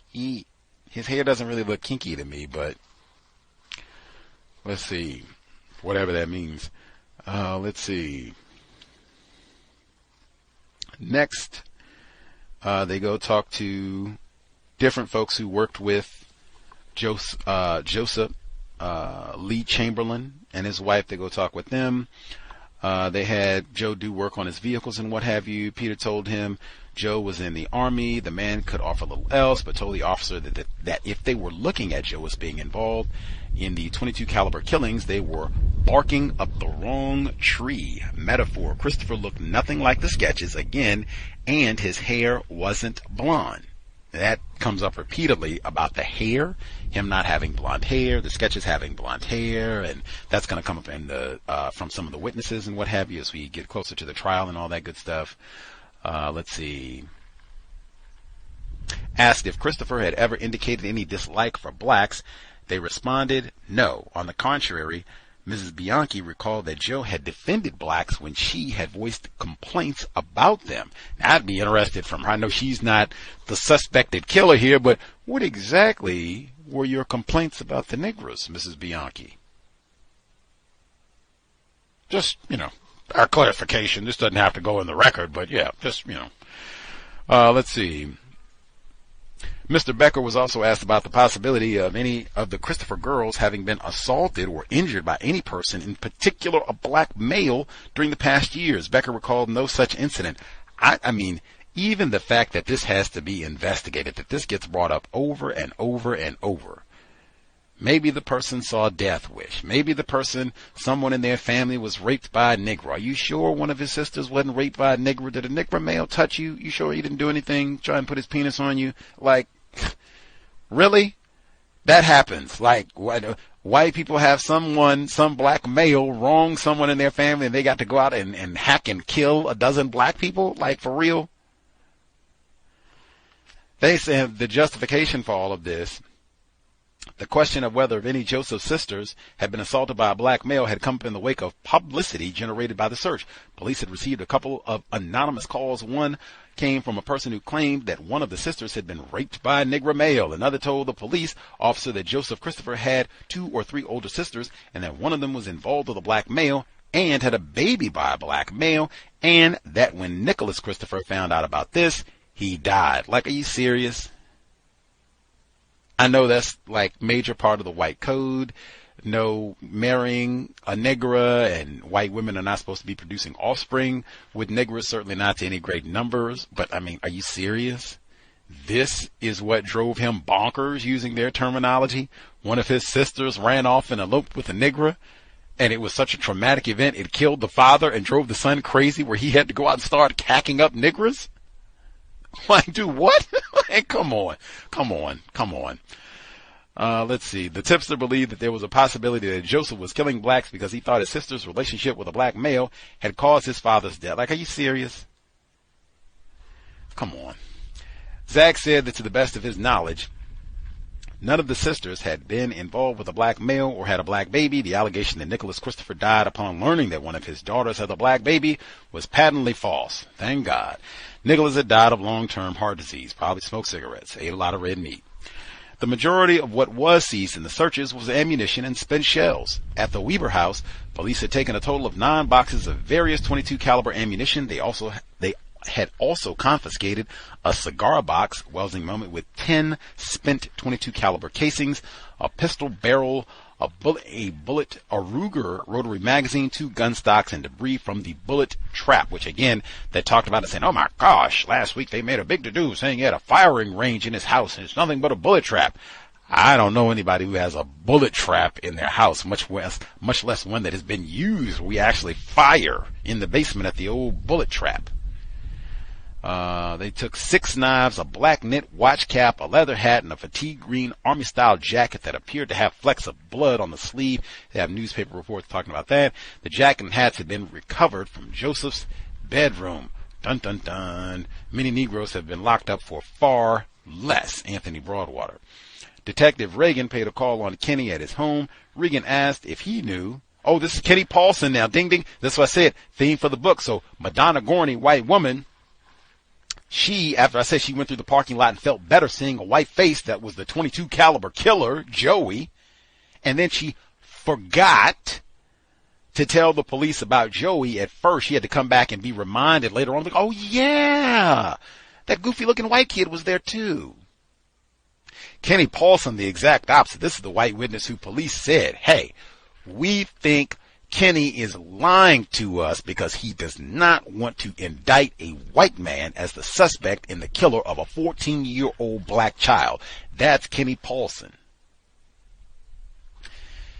Reagan paid a call on Kenny at his home. Reagan asked if he knew Joseph Christopher. Kenny said he'd never heard of him. He might possibly have seen him around, he said, but he didn't know him by name.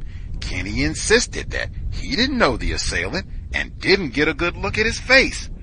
Reagan had him describe again how the man had left the scene of the homicide, 14-year-old black child.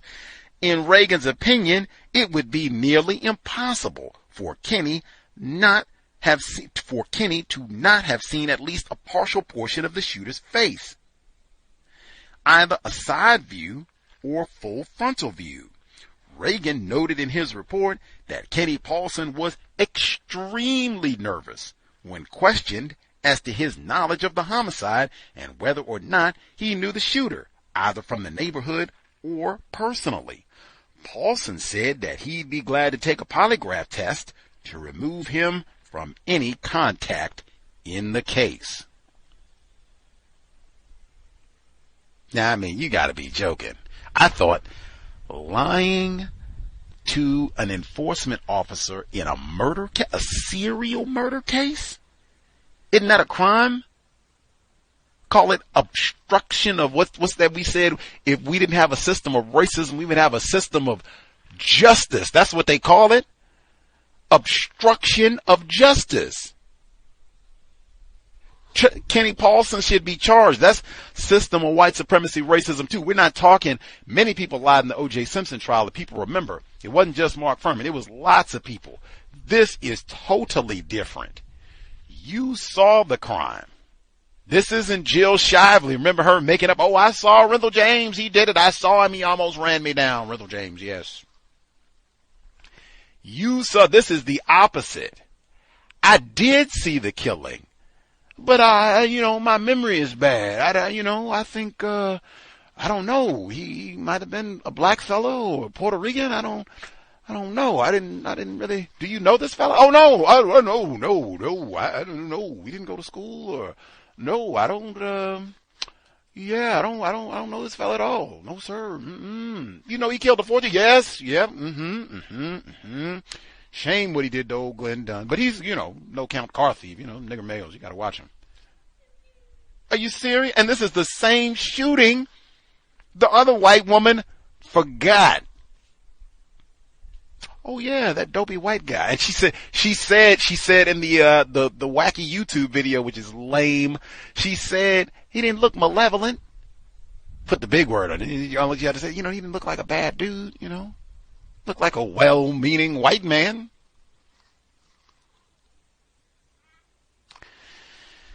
Let's see. Pause. Make sure I get in all our emails. I lost count. We had so many. I do appreciate the folks who wrote in, because I did say the book is mandatory. So I guess if people paused to write in, maybe it's worthy of their time and energy to learn about this case.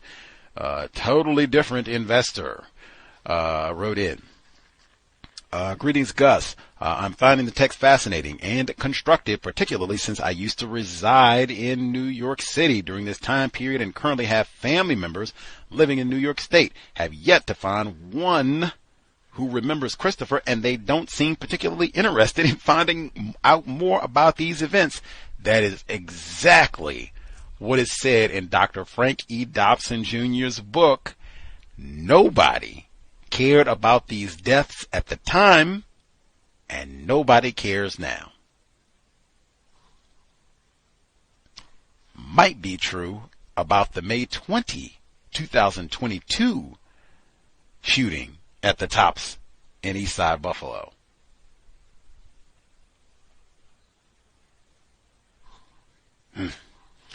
Continues. I could not find anything about the 1996 incident at Canisius College. However, I did come across a 2016 incident on the campus.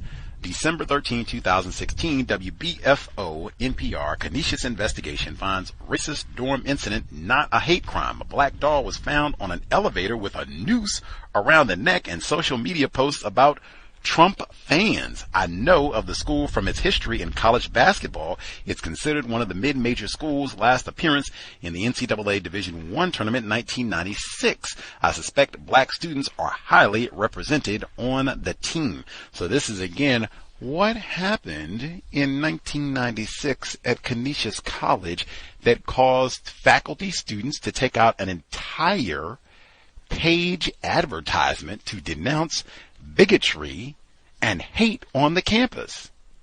What happened? October 1996.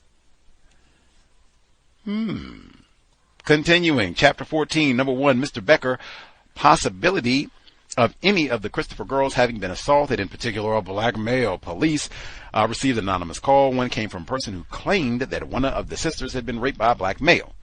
I bet the race soldiers pursue this area of investigation vigorously. I mean, hey, we get a definitive. This didn't happen. So apparently they, were able to close that out, did take it seriously.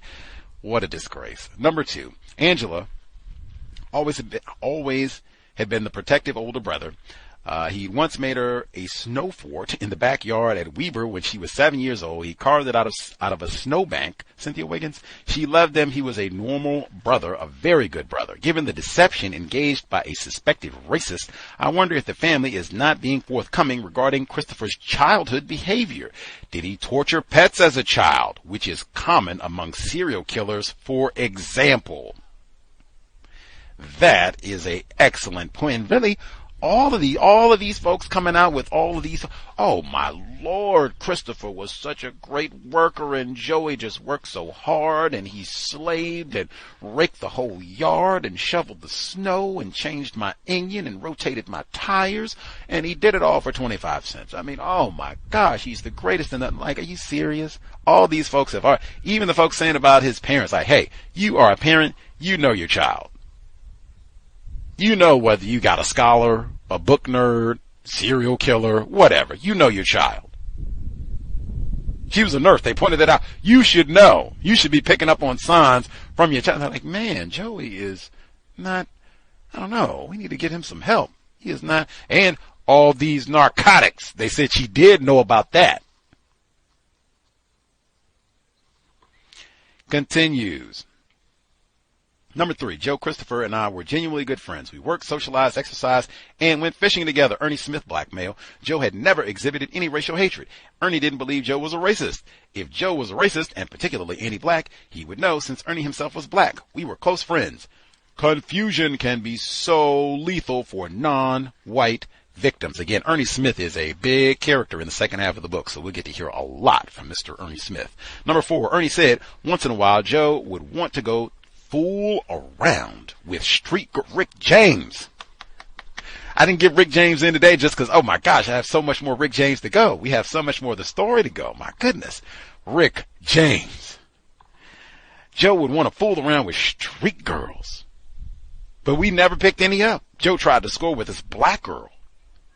Think she and Joe almost came to blows. The knife incident strained their friendship. After that, we were just about through. Then I had a little fight with the guy at Canisius, a white guy. Later, Joe came to me and said, you're supposed to be a big man. I told him to cut it out, and I walked away. I didn't want to fight with Joe, his buck knives and guns. By street girls, I guess he means prostitutes. That's what I thought. Now, I did think of immediately Rick James street songs. Just look at the album cover or the album artwork, I will say. But that's exactly, anybody out listening, if it's not prostitutes, sex workers, if that's what they want to say for 21st century vernacular, if that's not what it is, let me know. Or if you have a different guess, what else could they be talking about? Street girls. Ernie Smith picked up on the violent tendencies of Christopher, but possibly due to white identification, still tried to engage him in friendship. Was Christopher studying Ernie Smith, testing his skills, planning for the future? Number 5, witnesses to the .22 caliber killings and the Buffalo stabbings failed to pick Christopher out of a photo lineup that included some of the 23 photographs. I guess they didn't feel the need to manipulate the lineup as they did for Alice Sebold and Anthony Broadwater. Ooh, the burn, but it is the same state and the same year. Same month, really. Number 6. Captain Railford, and this has been like 7 months too, like from witnesses for the people in like September. Like, oh my God, now we got to come back in May and look at a photograph and like, oh man. Number 6, Captain Rayford. Christopher wanted food. Ames believed that Christopher was going to proposition him. Ames had read a hospital report that stated Christopher had previously made a homosexual proposition.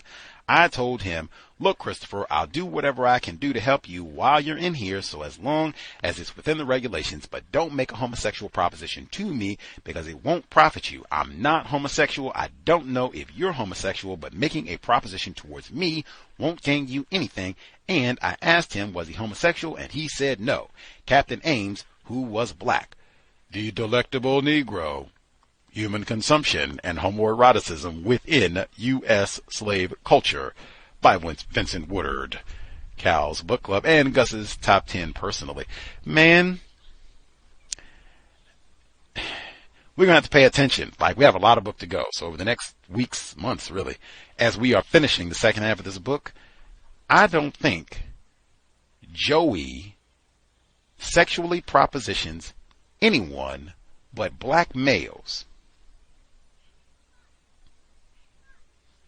Other than Kim Edmonston, The only people that are violently attacked in this book are non-white males, mostly black males.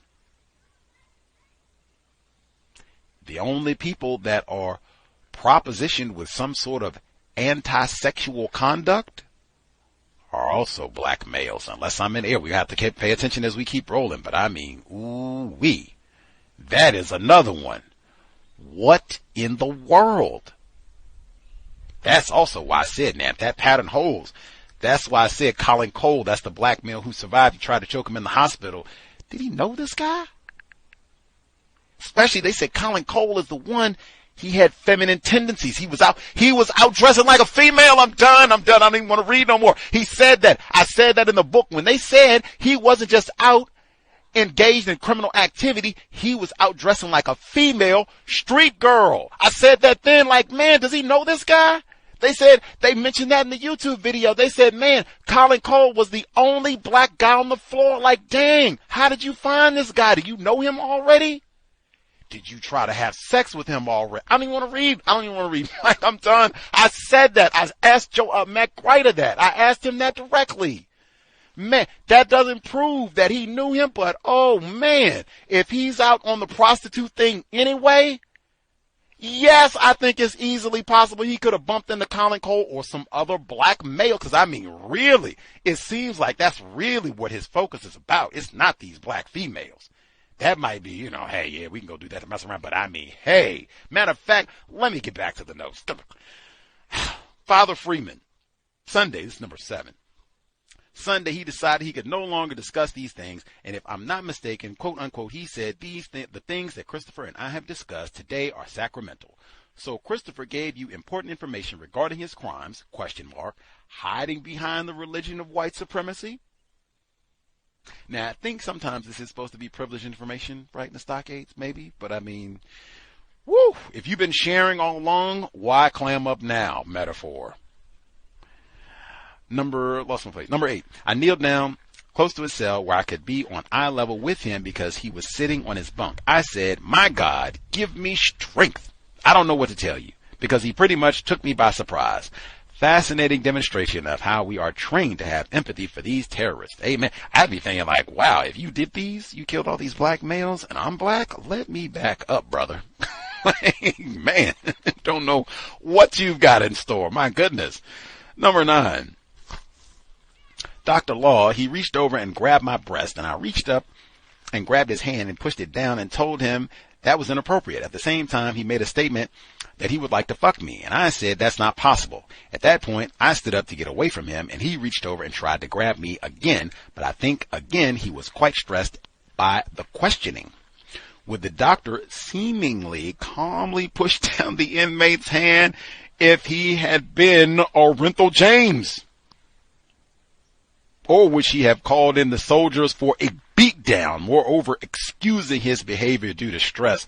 Amen. Say it 5 times. If that had been Orenthal James, Emmett Till, Tamir Rice, and you got an armed, white, trained killer right outside, he would have been beaten down. She is probably a trained killer. You don't get to be in the military without, man, she could have probably killed him with some dental floss. Like, come on. Number 10. Didn't get that far. So we'll stop right there. Now, let me get back to this. Yeah, let me get back to see if we can get to that part where, Mr. Ernie Smith. I told you he's so important. We have to really pay it. This is a pivotal black dude, second half of the book. And I think he does testify on the trials. We really have to pay attention when Ernie Smith talks because he was one of his friends, Grady Lewis, my man who hung out with Peyton Gendron for 2 hours at the Tops a couple months ago. All right, so back to my notes. There was no peace of mind to be had at Weber. The steady knocks on the door and the constant ringing of the phone and the people who drove by the house to shout vulgarities or fling M80s into the driveway. Like, I need to look at the paper to see when was this? Throwing M80s in, is this like Are you like throwing the right? Remember they had the Heart Fund and they are cheering him on. Are you throwing M80s for him to continue the killing of black people, or what does that signify? That's like a right on, right? Like you need to go and do more. Let's see if we can get you a more powerful weapon. That's what that is, right? Next, let's see.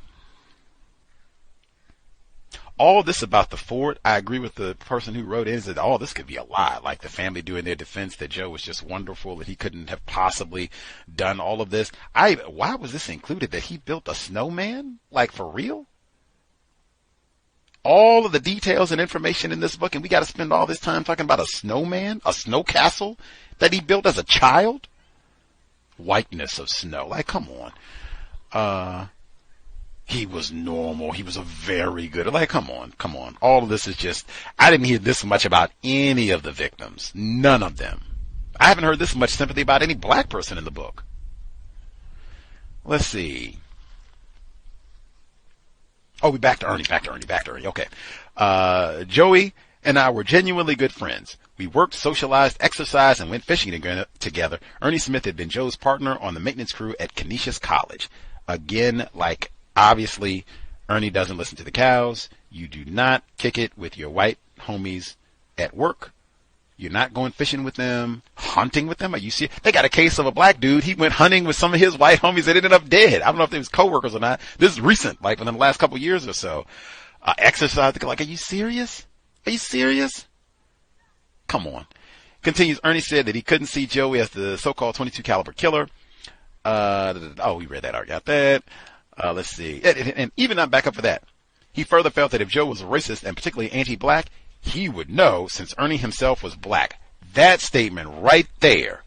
Man, no black person should ever say that. Like, black people are so confused about racism, white supremacy. Like, and we don't even recognize that we're confused.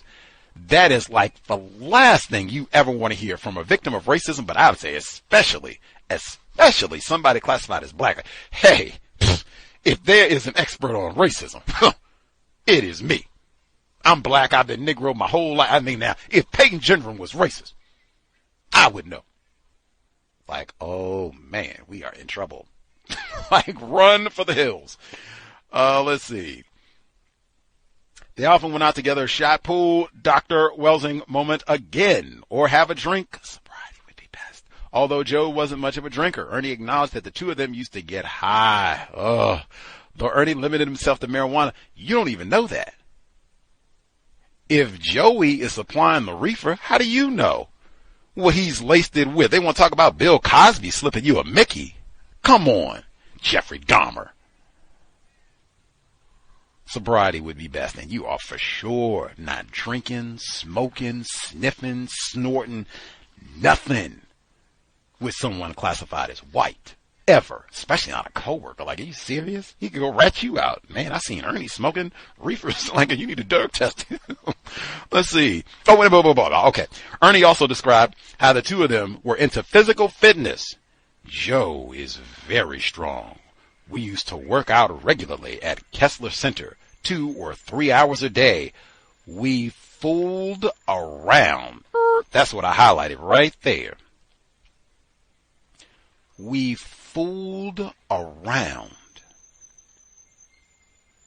I said immediately, what did my man say? He's a delectable Negro.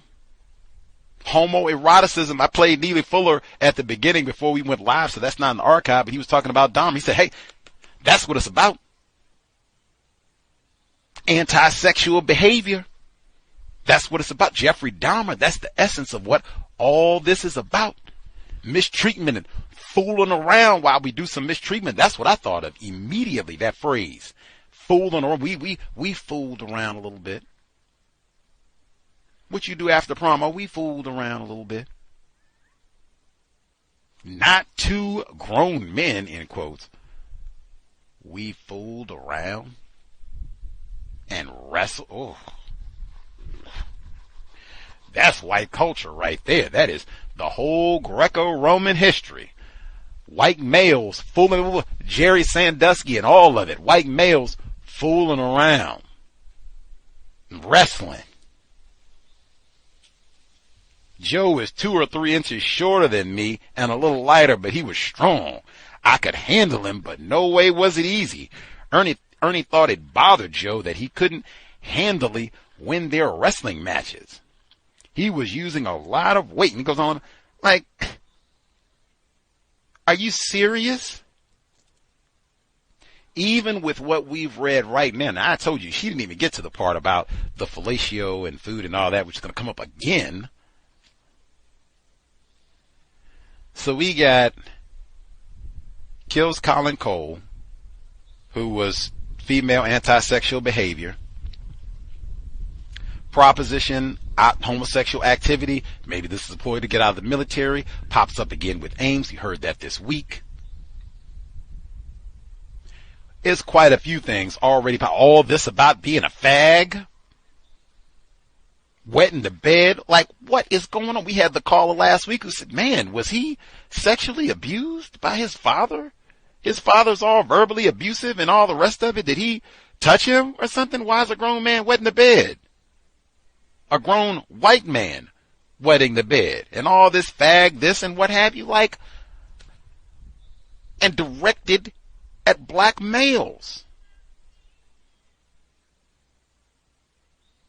And then you direct all your frustrations at black. Dr. Welsing would have had a field day with this. Now, this book didn't exist when we could have talked about it with her, but I mean, wow.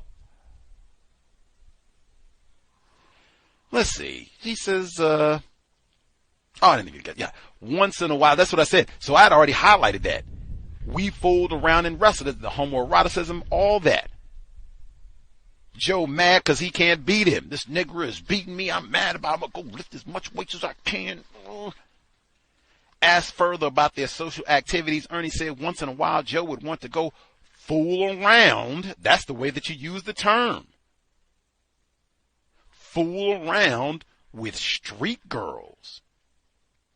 But we never picked any up. And maybe that's true, maybe it's not. I contend he didn't want street girls. He wanted street boys. Street black boys. He wanted Ernie. He wanted Colin Cole. That's what I'm suggesting. I'm just looking at the evidence. Every book that we've read, Matt Greiter, or every book that I've read that we talked about, Joey 22, Matt Greiter. Gee, that's Unnatural Deaths, Orenthal James, Michael Baden. Now, Frank Dobson did say, now, hey, this is a wide age range. You got Glenn Dunn is 14. Parler Edwards is in his 70s. Like, are you serious? Like, is it? That is logical to consider, but I mean, keep reading.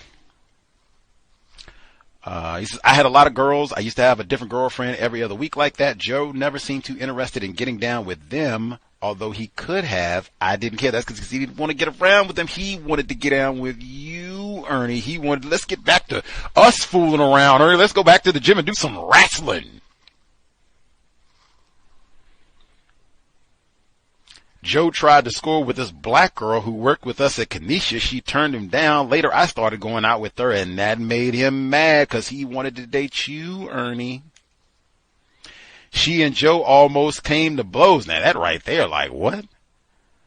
What? I thought if it's a guy, let's say me and retired firefighter, is some really attractive, constructive black female, and we both like, yeah, I'm trying to talk. If I'm trying to talk to her, and you trying to talk to, it's normally me and retired firefighter. We supposed to fight, right? That's what it is, right? No, I'm gonna get her. No, I'm gonna get it. Shut up. You don't get it. That's right. That's what's supposed to happen. Not I go fight the girl unless what I just said, he wants Ernie.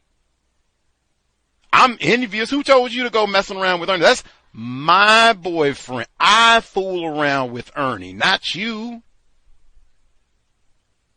I never even heard of that. Like, I'm trying to talk to a girl. I'm trying to talk to a female, and she ends up talking to another guy. I don't go fight the guy. You fight the girl? Who does that? Am I ignorant? I don't have A+ games, so it may be, Gus, you just don't know all this about, how you go out and do the game aspect. That might be true. But, man, have y'all heard of that? Who does that? You don't get the girl, so you go knock her block off. That'll show you. When Joe and I fell out, he accused me of stealing his buck knife. Now, they already said he had a buck in his bedroom. He accused me of stealing his buck knife, which I didn't. It was like he wanted an excuse to get an argument started. That is standard operating procedure. I know this nigger didn't do this. I know he didn't steal this. I know Orenthal James didn't kill these white women, but we're going to say they did it anyway and get a fight started. Standard operating procedure.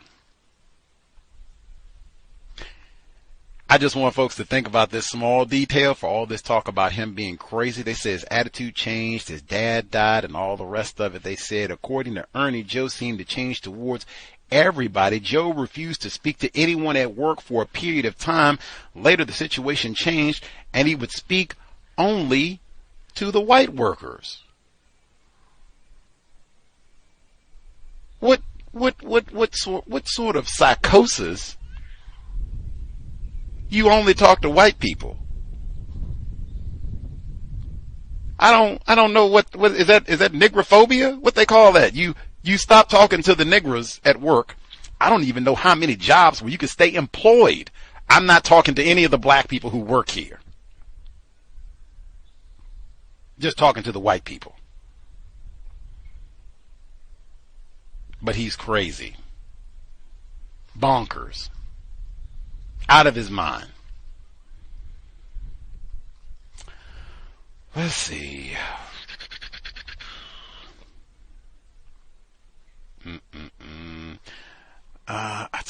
long one. This will be the last one, and then we can get to the last two. They said the out-of-town press, local and out-of-town press, had converged on Fort Benning. Again, this case was well covered. That is not accurate to say that press wasn't there. Boom. She said that over and over in the book. This case was covered. Two, where he's having this discussion with Ames, the black officer. And he says, I can imagine how you feel, especially facing what you're facing, but I don't feel as if you're a lone ranger because I don't trust anyone either. That's what the black male says. Kudos for him for not having trust. But that is another Dr. Welsing moment.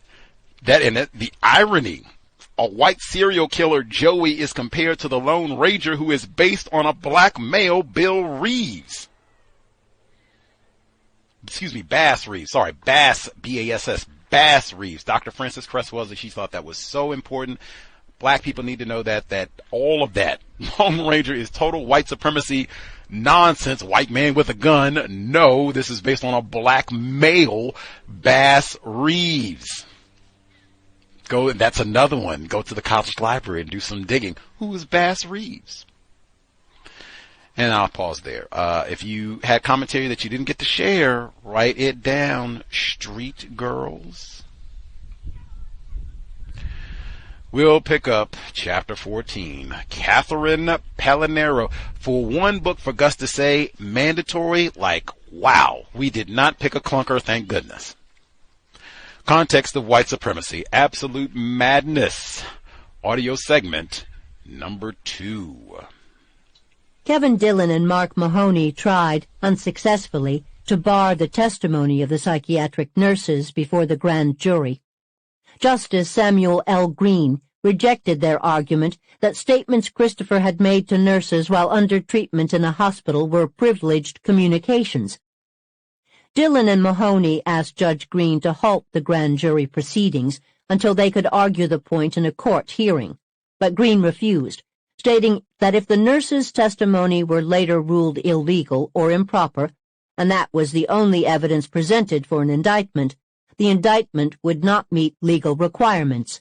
In addition to testimony on ballistic comparisons of .22 caliber casings found during the searches and bullets or casings recovered from the first 3 homicides, Glenn Dunn, Harold Green, and Emmanuel Thomas, the grand jury also heard from witnesses who affirmed that Joseph Christopher had owned a 10-22 Sturm Ruger rifle, and were shown the photograph of Christopher holding that model rifle at his cabin in Ellington. Indictments for the first 322 caliber murders were handed up by late morning. The fourth shooting, of Joseph McCoy in Niagara Falls, had occurred in Niagara County. Evidence on the McCoy slaying would have to be presented to a grand jury in that county. On the same evening that her son was indicted in Erie County, Theresa Christopher boarded a plane to Columbus, Georgia, with Kevin Dillon and Mark Mahoney. The detectives from New York City had departed Fort Benning on April 28th. Lobbin and Rash remained. They re-interviewed Father Freeman and took a sworn statement from him in which the priest repeated his earlier accounts of his talks with Christopher and affirmed that he'd since had a privileged conversation with him. This could only mean the Catholic rite of confession. Whether Christopher had actually confessed to murder hardly mattered. The confidentiality in this instance worked in favor of investigators, since the inference was clear, accurate or not. Dillon and Mahoney met their already notorious new client for the first time on April 30th. The two attorneys shielded Mrs. Christopher from reporters as they made their way to Fort Benning. After visiting with her son, a shaken Theresa Christopher returned to her hotel and penned a letter addressed to Kevin Dillon and Mark Mahoney on Holiday Inn stationery. She wrote that she had determined that Joseph was incapable of managing his own affairs and unable to make legal decisions at the present time. As his mother, she would be solely responsible for such decisions. She authorized Dillon and Mahoney to do all things they considered necessary and proper in representing her son. State Police investigator Michael O'Rourke and Assistant District Attorney John DeFranks also arrived at Fort Benning that morning. They went immediately to the Provost Marshal's office and filed a detainer and felony warrant on Private Joseph Christopher. They conferred with the commanding officer of the Staff Judge Advocate Office. The Army agreed to defer the pending military charges against Christopher and release him to civilian authorities, paving the way for his extradition from Georgia to New York. By early afternoon, Private Christopher was in the custody of the Muskogee County Sheriff's Office and, with reporters in pursuit, was driven to the county jail. Officers covered his face with a newspaper to prevent TV or news media from taking his picture. Joseph was confined to an isolation cell with a mattress on the floor, no bunk. The cell had a commode, wash basin, and slot in the door, through which he would be given food. The sheriff advised the lawmen from Buffalo that the prisoner would wear just a T-shirt and slacks, no underwear, and that the only object he'd be given was a metal cup. A guard would be constantly watching him. Dillon and Mahoney joined DeFranks at the courthouse along with the local DA and a Georgia defense attorney. Kevin Dillon addressed the court and refused to waive extradition to New York. The judge scheduled a hearing for May 8th. Back in Buffalo, the media was aflame with news of the indictment and Christopher's transfer to a civilian jail. Edward Cosgrove had held a press conference to announce the grand jury's return of a sealed indictment in the first 322 caliber murders. Cosgrove refused to divulge the name of the indicted, though it hardly mattered, since Joseph Christopher's name had already been heralded by television and print media, including the New York Times and the Associated Press, on a daily basis for the past week. Mark Mahoney would comment years later that one of the lessons he took from this case was that once the media has adopted a certain spin, it can never be undone. The assertion that Christopher became a suspect because he bragged and boasted about killing black men had already become the standard through line in the press before Dillon and Mahoney had even entered the case. Some accounts stated that the nurses had overheard Christopher bragging about the killings. While these claims of bragging and boasting about killing were in contrast with the facts, they did serve to bolster the motive, long ago established by authorities and the media, that the murders were pure and simple hate crimes. The presumption of a remorseless racist assassin became the wallpaper for the case, Mahoney recalled, and couldn't be undone, particularly with a client who, the defense attorneys would soon learn, was wholly incapable of assisting in his defense.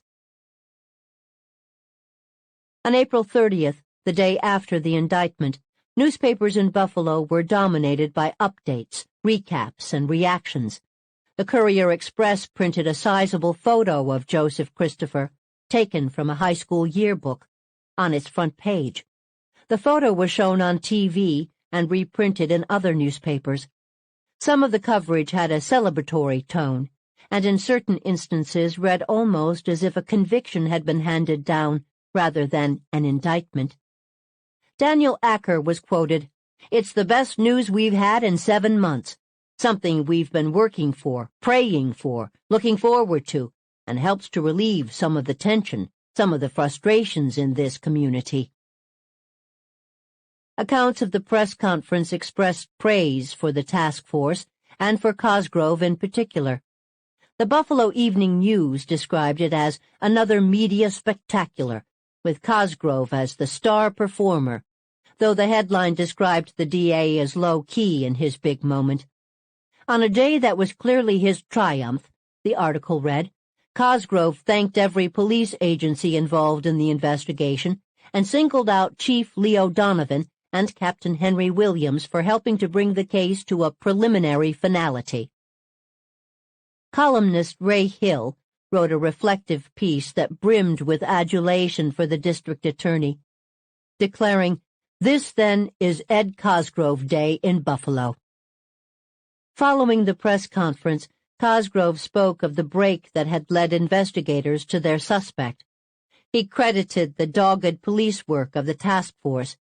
"You always have to have good fortune, but we worked to make ours," he said, noting that the task force had recently redistributed information on the crimes to law enforcement around the country. Captain Henry Williams agreed. "You often make your breaks," Williams said, "and that's what happened here." Captain Williams and Leo Donovan cautioned that there was still much work to be done, particularly on the remaining cases. The Courier-Express interviewed family of some of the victims for their reactions to Christopher's indictment. Glenn Dunn's mother was quoted, "I know the Lord said vengeance is mine. I know the Bible says we shouldn't hate. But Lord help me, I hate him. I hate him. I hate him." The reporter described Mrs. Dunn's voice as suffused with anger and grief, with a pungent overlay of bitterness. The reporter noted that though Christopher had not been convicted, Mrs. Dunn and other members of the family seemed to assume that he was the .22 caliber killer. Mrs. Dunn stated that she was grateful for the indictment, but felt that it hadn't come soon enough. It took them, investigators, 7 months to get into this thing. Now that they've caught him, my son can rest in peace. I'm glad they caught him, and I hope he gets what he deserves. She believed that if 7 white men had been killed, they would have been grabbing any black man off the street. 7 months? That really hurt me. Mr. Dunn said, "I just hope to God the man does some time." Emmanuel Thomas's widow spoke of the grief she and her young daughters still suffered. The girls missed their father intensely. She dreaded the coming summer, the first for her daughters without their daddy. Of the indictment, all I can say is that I'm glad. I had stopped reading the newspapers and looking at TV. My nerves are shot. Every time they said there was nothing new, I'd start to cry.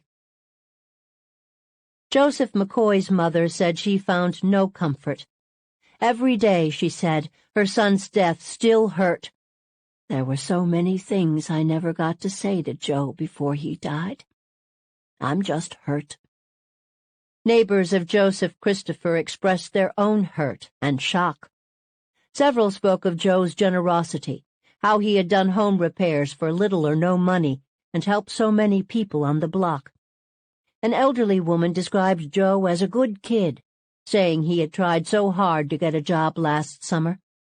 A woman who had lived next door to the Christophers told a reporter that her own memories of Joe offered her no way to connect him with that other business, meaning the murders.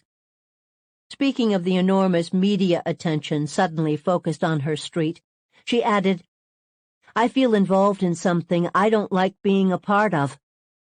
One resident said of Joe, "To see a person who just helped everybody and to hear it's possible he could have committed crimes." She shook her head.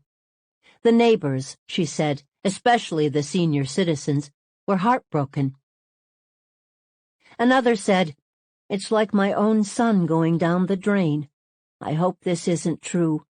Honest to God, it kills me." Among the day's coverage was an article listing the area's 8 black slaying victims, with a paragraph on each individual. The list included the 4 .22 caliber victims along with Roger Adams and Wendell Barnes, the 2 men stabbed to death in Buffalo and Rochester, respectively, and cab drivers Parler Edwards and Ernest Jones. This was another obstacle that Christopher's defense attorneys would perpetually have to contend with, in the court of public opinion, if not an actual courtroom. The remaining unsolved crimes were mentioned in story after story on the crimes for which he had been charged, particularly the grisly murders of the cab drivers, though there was no indication, much less any evidence, that Christopher had any connection to the deaths of Parler Edwards and Ernest Jones. The so-called cabbie killings had already become almost inextricably tied in the public mind to the .22 caliber killer. Despite the confidence expressed by key members of the task force and the positive reinforcement from the media, some felt it was a bit early to open the celebratory champagne. The Buffalo Evening News ran an article on May 3rd with the headline, "Case against Christopher is weak, experts assert."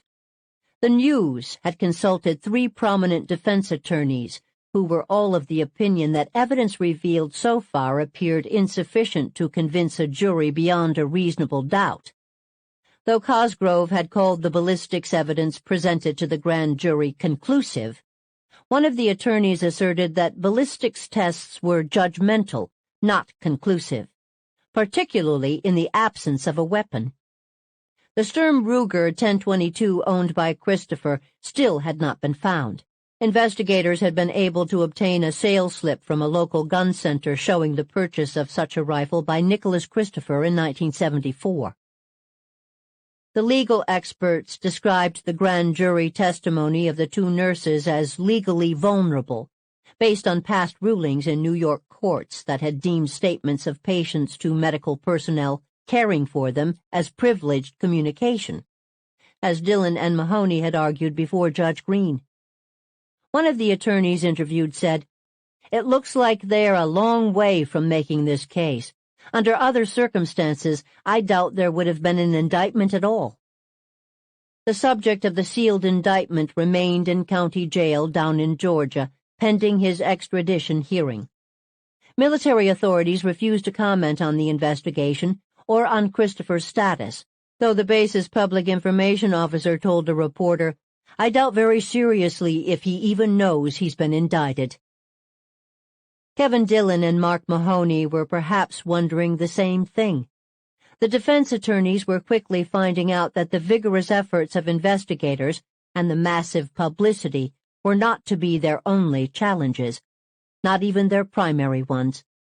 Communicating with their client about anything on any reasonable level was proving difficult. Christopher had shut down on Kevin Dillon. He would not talk to him. He would speak only to Mark Mahoney, and even then, not to great effect. With the amount of work to be done on the case, the legal research and sheer number of persons to be interviewed at both Fort Benning and in Buffalo, Mahoney could not afford to spend all his time with Christopher. Lobbit and Rash had remained at Fort Benning until May 3rd. They had interviewed witnesses to the Leonard Cole stabbing, re-interviewed the nurses and other personnel who had interacted with Christopher, and taken sworn statements from Rayford Ames, Father Freeman, Christopher Corwin, and the guard who had been present when Christopher had asked to speak with Zach DeFusco. Zach had been informed that Joe wanted to see him. Zach was willing to go to Fort Benning, but Leo Donovan nixed the idea. The Army provided investigators with their records on Christopher, including the case file on the Cole stabbing and nursing notes right up to the time of Christopher's transfer to the local sheriff. Christopher had not said a lot during his waning days at Fort Benning, but he had spoken briefly of the self-inflicted injury to his penis, telling nurses that he had been drugged at the time and wasn't thinking straight. He claimed the drugs had been given to him against his will and without his knowledge.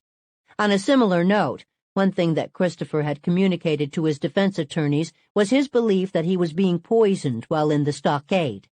That's why he had stopped eating, because of the poisoned food. He feared the jail food was tainted as well. Kevin Dillon did not make things easy on Sam Slade at the extradition hearing. As an officer of the New York State Police and senior task force member, Slade appeared in a Georgia courtroom on May 8th on behalf of authorities requesting Christopher's extradition to New York. Dillon challenged Slade on the fact that he had never met Joseph Christopher and therefore could not personally verify that the individual in the county jail cell was, in fact, the person named in the indictment. Slade conceded that he had only seen photographs of Christopher and not the man himself, though the judge ultimately ruled in favor of the lawmen who had come to escort Joseph back to Buffalo.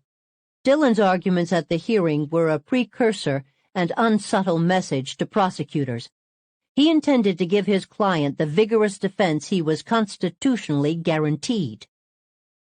Mark Mahoney was meanwhile in State Supreme Court in Buffalo, requesting that the 2 search warrant applications should be sealed, arguing that disclosure of the documents, which contained the statements of the 2 Army nurses, could impede his client's right to a fair trial.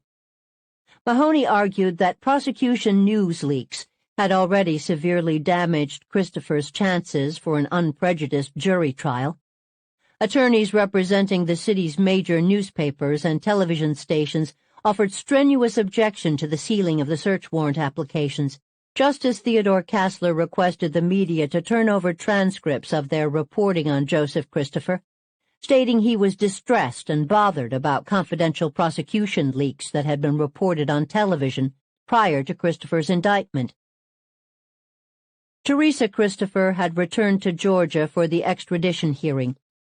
During her few days home following her first trip to see Joe with Dillon and Mahoney, Therese had taken steps to remortgage her house in order to pay for her son's legal fees. She stayed with Joe outside his cell during the hearing.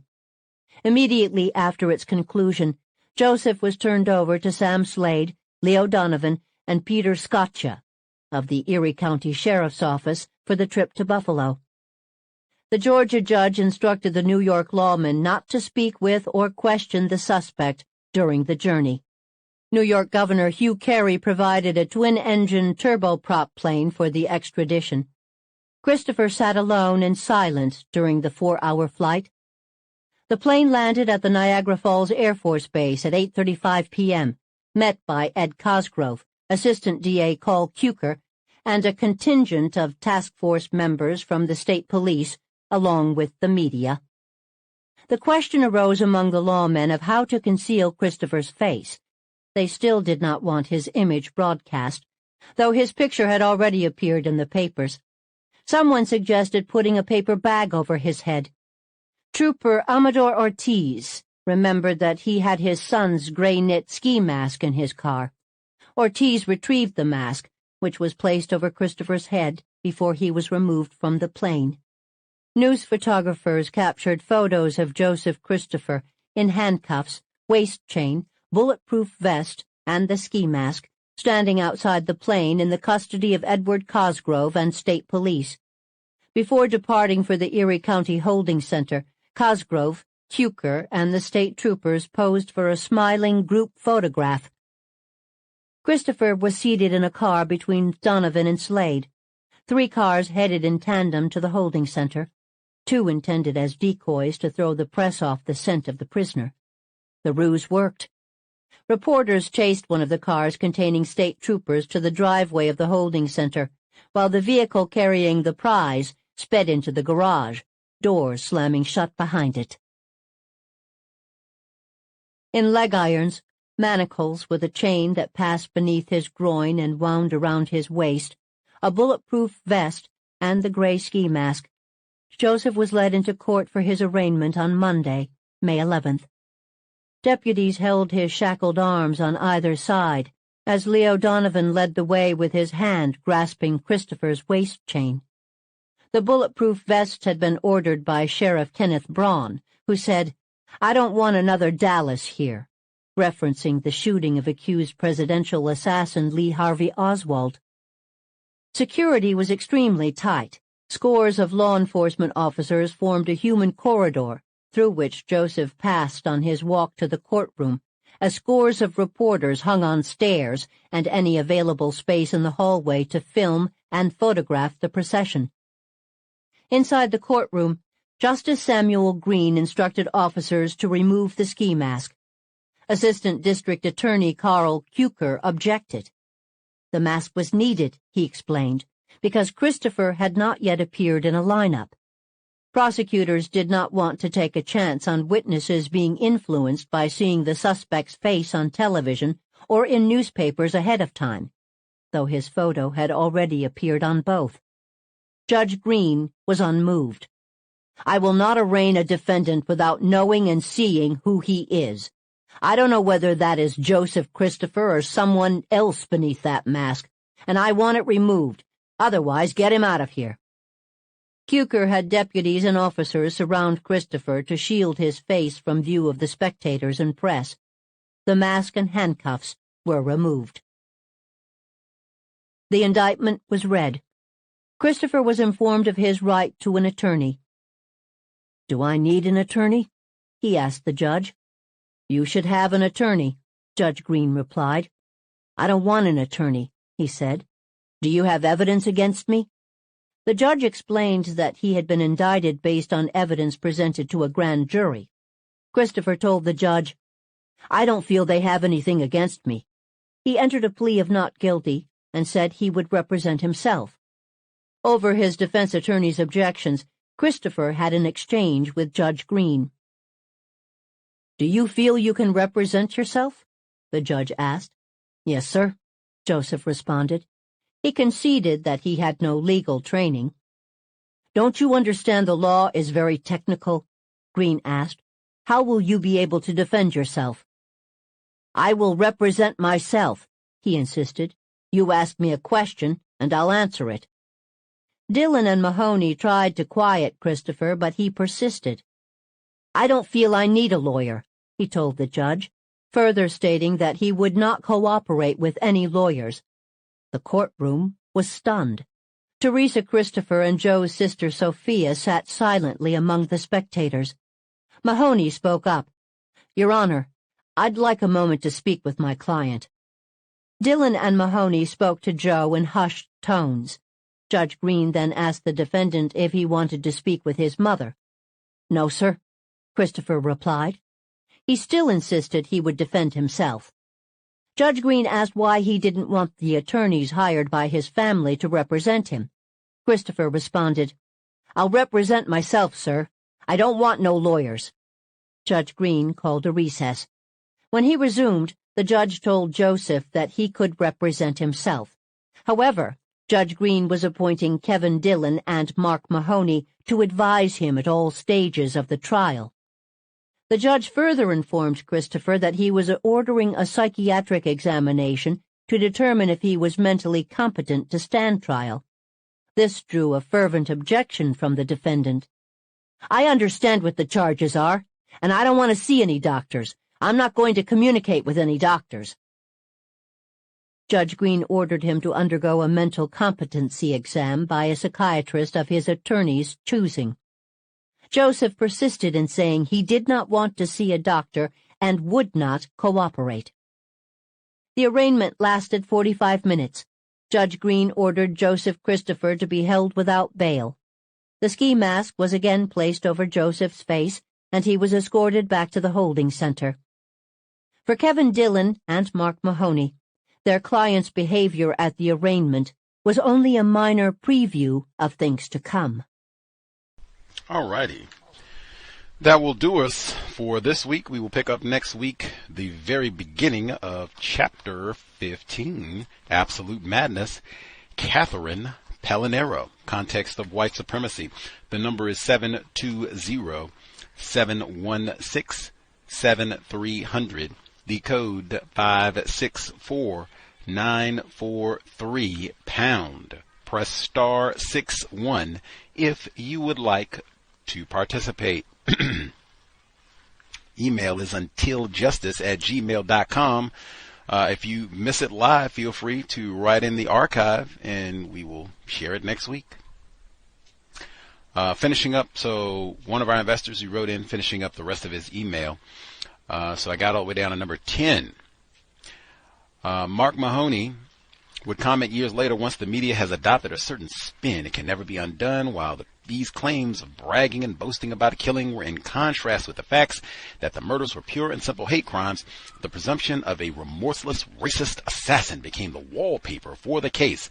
The wallpaper metaphor is interesting. I think Christopher is a remorseless racist assassin. How else should you accurately characterize him? Bonkers? He cut their hearts out. Extra bonkers?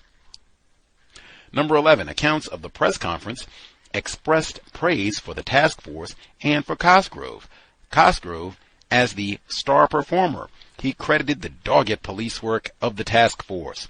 You always have to have good fortune, but we worked to make ours. This is complete BS. There it is again. We have learned that Christopher would have likely never been found if he had just kept his mouth shut. That's exactly what Matt Grida said. Number 12, the Courier Express interviewed family of some of the victims for their reactions to Christopher's indictment. Oh, I have that report. I'm looking at it right now. Is this? Let me see. Not that I need to read. Let me continue. But I do have that report. Glenn Dunn's mother was quoted, "I know the Lord said, 'Vengeance is mine.' I know the Bible says we shouldn't hate, but Lord help me, I hate him. I hate him. I hate him." She believed that if 7 white men had been killed, they would have been grabbing any black man off the street. 7 months, that really hurts me. Demonstrating a lot of black self-respect and just being truthful. Indeed, if it had been 7 white men killed, hearts carved out of their bodies, darn tootin', it would not have taken 7 months. They would have been... Boston, they got plenty of documentaries where that's exactly what they did. Start snatching up any old black person. Any will do. I did pull. So that report where you can hear what the family had to say. Families of victims express anger, grief over losses. That's April 30, 1981. And they have photos of Glenn Dunn and Harold Green and some of the other victims. And they do talk, and they have kind of a map showing some of the areas where the killings took place and all that good stuff. I'll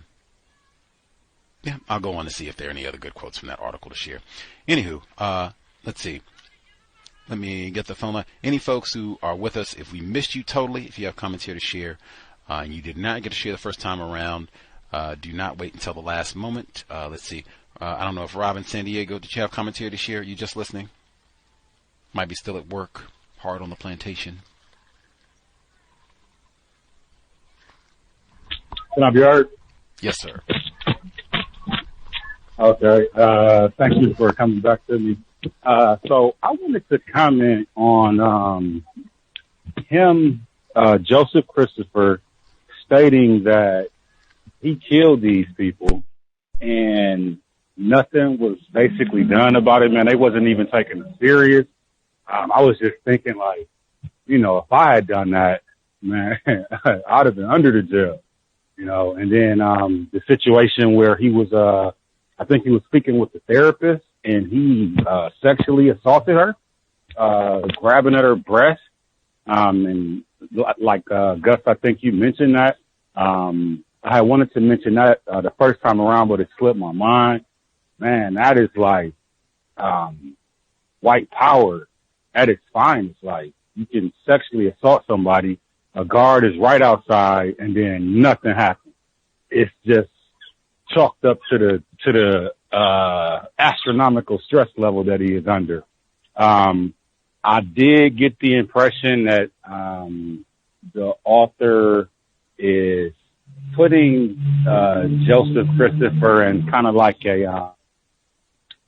almost like an angelic view, like constantly putting him in this white light and making excuses for his behavior, for his terroristic behavior.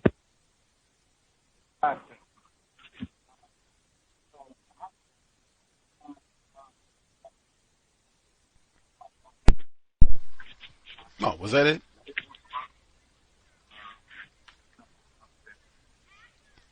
Oh, did we lose you? Rob in San Diego, did you have other commentary, or did we lose you?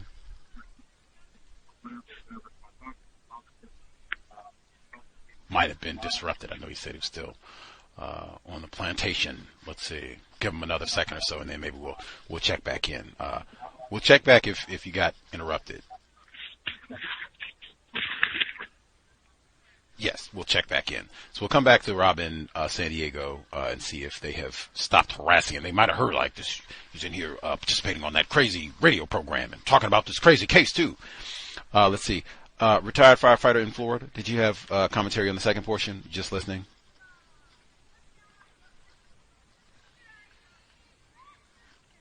Might be just listening.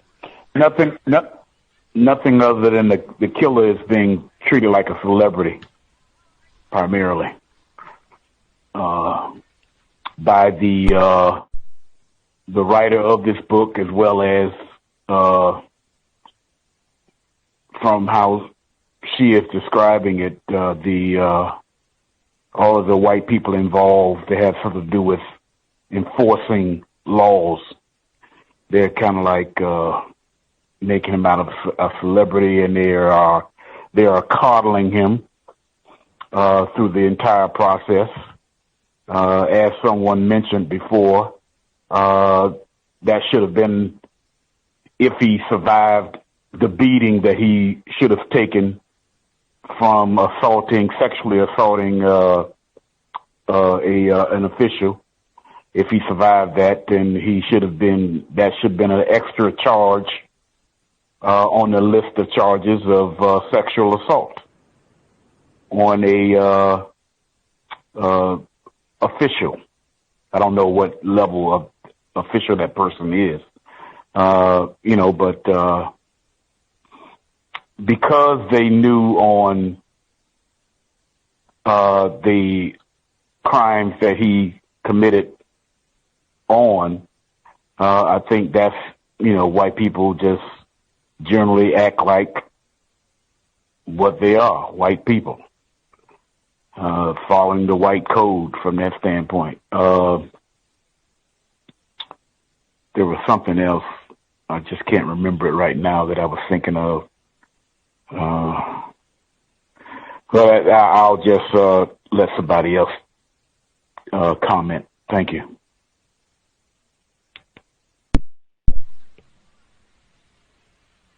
Much obliged, retired firefighter in Florida. That word coddling, it said previous in the book that we had nigger coddling here.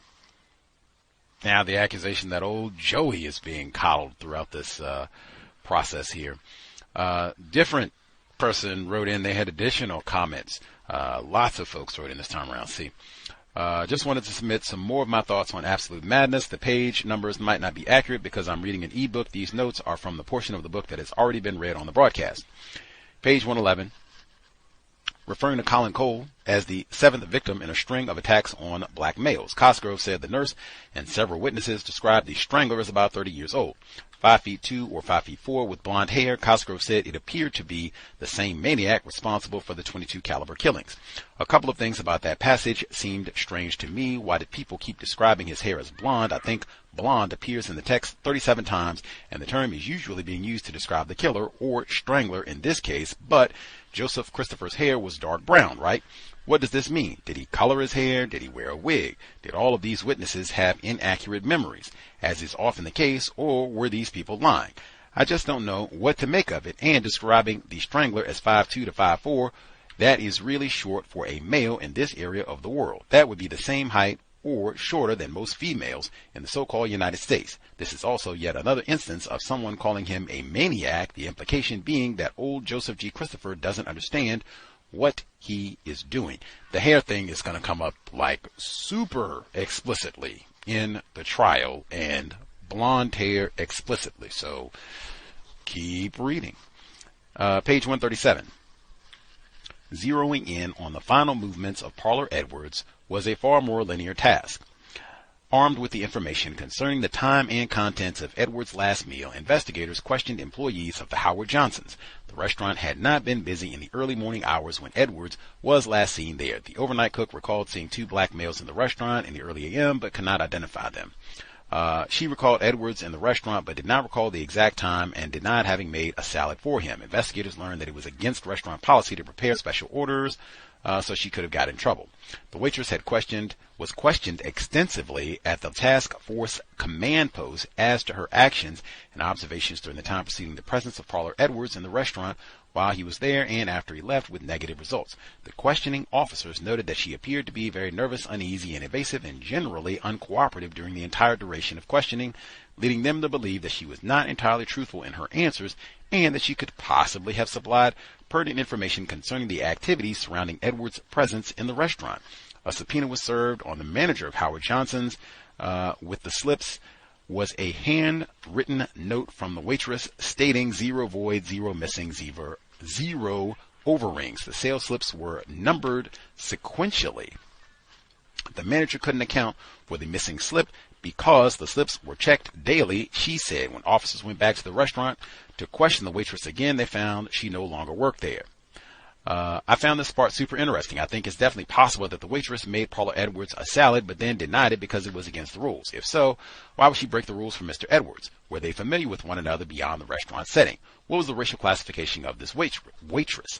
Is it normal to quit a job over something as trivial as making a salad for a customer, or did she quit because the police questioned her about Mr. Edwards' murder? If she quit her job so as to not talk to the police again, shouldn't the police have taken the time to locate her and figure out what was going on? It sounded like she knew things that she was not sharing. I would definitely think, like, at minimum, the police, like, you're supposed to be solid enough, like, you get a number, an address, like, some sort. We might need to talk to you again. Like, it's not just going to be assumed that we could just come to your job, right?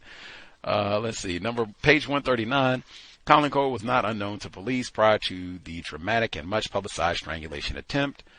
Let's see. Colin Cole had done time for sex offense or for larceny and beating an elderly man. He had done time and been released in 1980. His most recent arrest occurred in April. He was a homosexual and transvestite who made his living as a prostitute. His street name was Wilma, that's what I talked about before. He had passed for a fairly good-looking woman, was not averse to rolling johns for extra cash beyond the fee service for services rendered.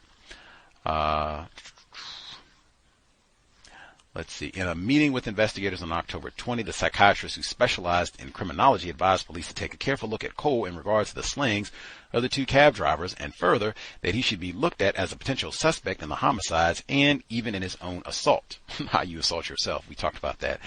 Colin Cole was almost strangled to death by a white man in a hospital room with white witnesses, and the psychiatrist says that he needs to check his whereabouts before he was in the hospital. His attack was witnessed by the nurse, white nurse at that. Now, when Joseph G. Christopher presented himself and tried to get mental help, they told him he was fine and released him so he could start killing Negroes. And the same time with Peyton Gendron. Police doctors let him go from a psych eval after he threatened to shoot up his own graduation. They just let him go. Catherine Pelonero and the psychiatrist might have been practicing racism in their description of Colin Cole's past and what they thought should be done with him. Page 186. Kim asked officers if they were going to look for him. This Kim Edmiston, white woman. The reply was that they'd have a car drive around. Now, Kim was angry.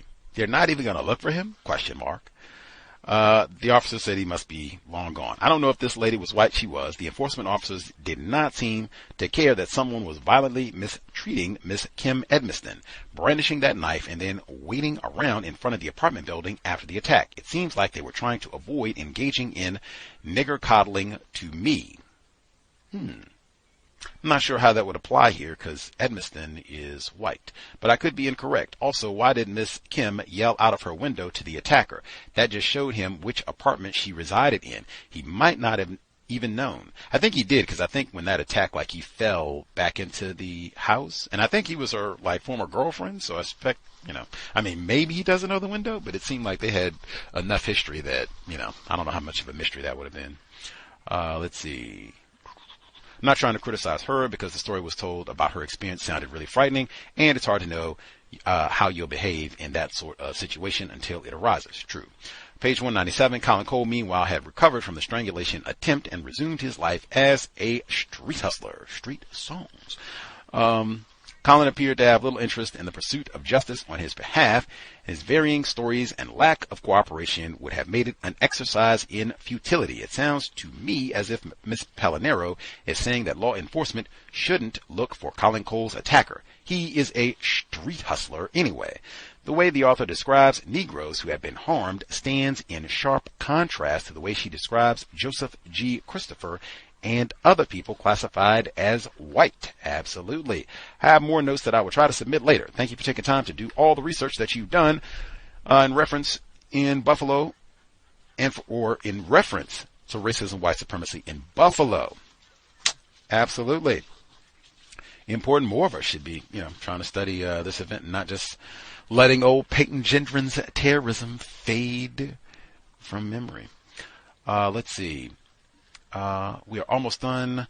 I didn't get to check the article to see if anything else needed to be shared. Let me see.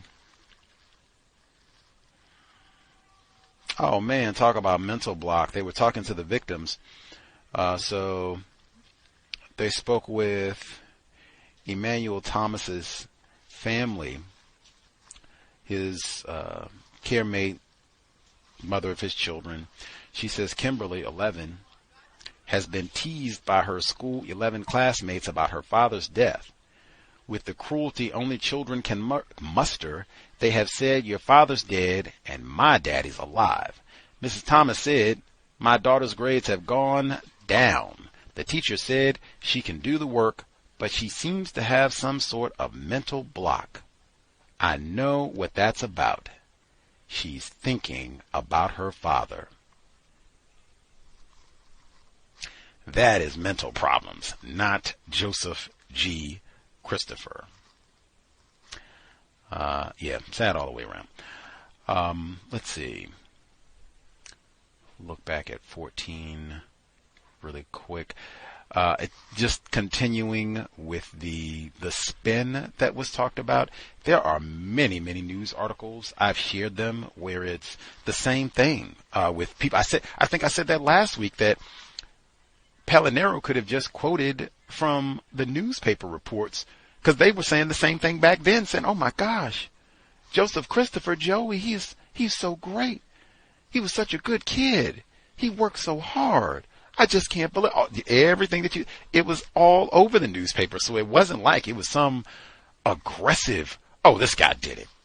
Oh, Renthal James. It's not like they put his picture in the newspaper and darkened him up and put bloody gloves around him like, "Oh yeah, this guy did it." It was tons of stories like, "Oh man, this guy is just the coolest thing ever, and we don't have anything but jolly old memories of him, and no way he did this crime, and they got to be mistaken, and police make mistakes." And I mean, saying things like that literally.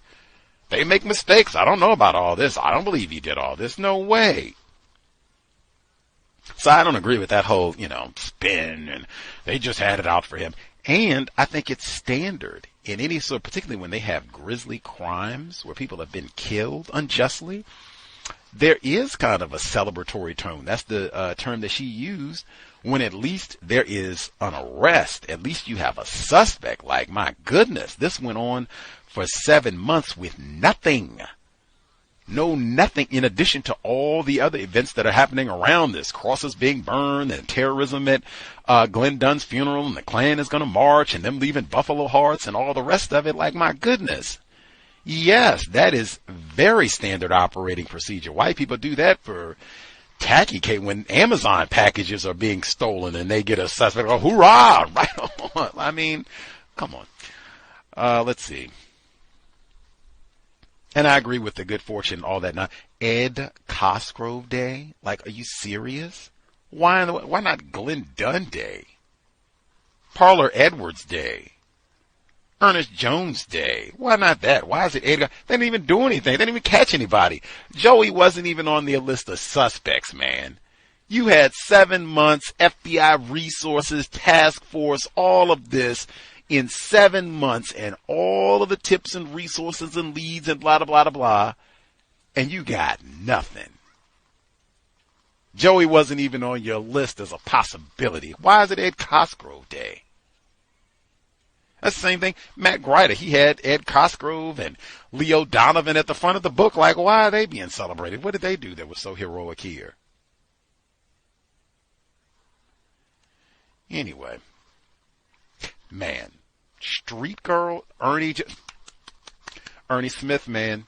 Second half of the book, we will be paying attention to Ernie Smith fooling around, street girls, homoerotic activity with Mr. Joseph G. Christopher, getting high, sitting around getting high, wrestling, working out together, fooling around. Neutralizing workplace racism tomorrow, normal time, 8 p.m. Eastern, 5 p.m. Pacific. No fooling around with your white colleagues after hours. Sobriety would be best. Heard it from Mr. Ernie Smith. Sobriety would be best. Not getting high, not doing shots, speed with my white coworkers either. You're out and about. You see somebody being hostile and rowdy, exit. You have no idea. This could be Joey. Could be old Peyton Gendron. You didn't leave your residence prepared to kill and or die. Exit. If you're in a vehicle, you're sober, buckled up, not on your mobile device. We need all of our attention. Glenn Dunn, you never know. White man with a gun sitting right out waiting to kill you. Be alert. You're in a vehicle. We want all of our attention, and we're trying to do the small things that we can to minimize contact with race soldiers, badge or no.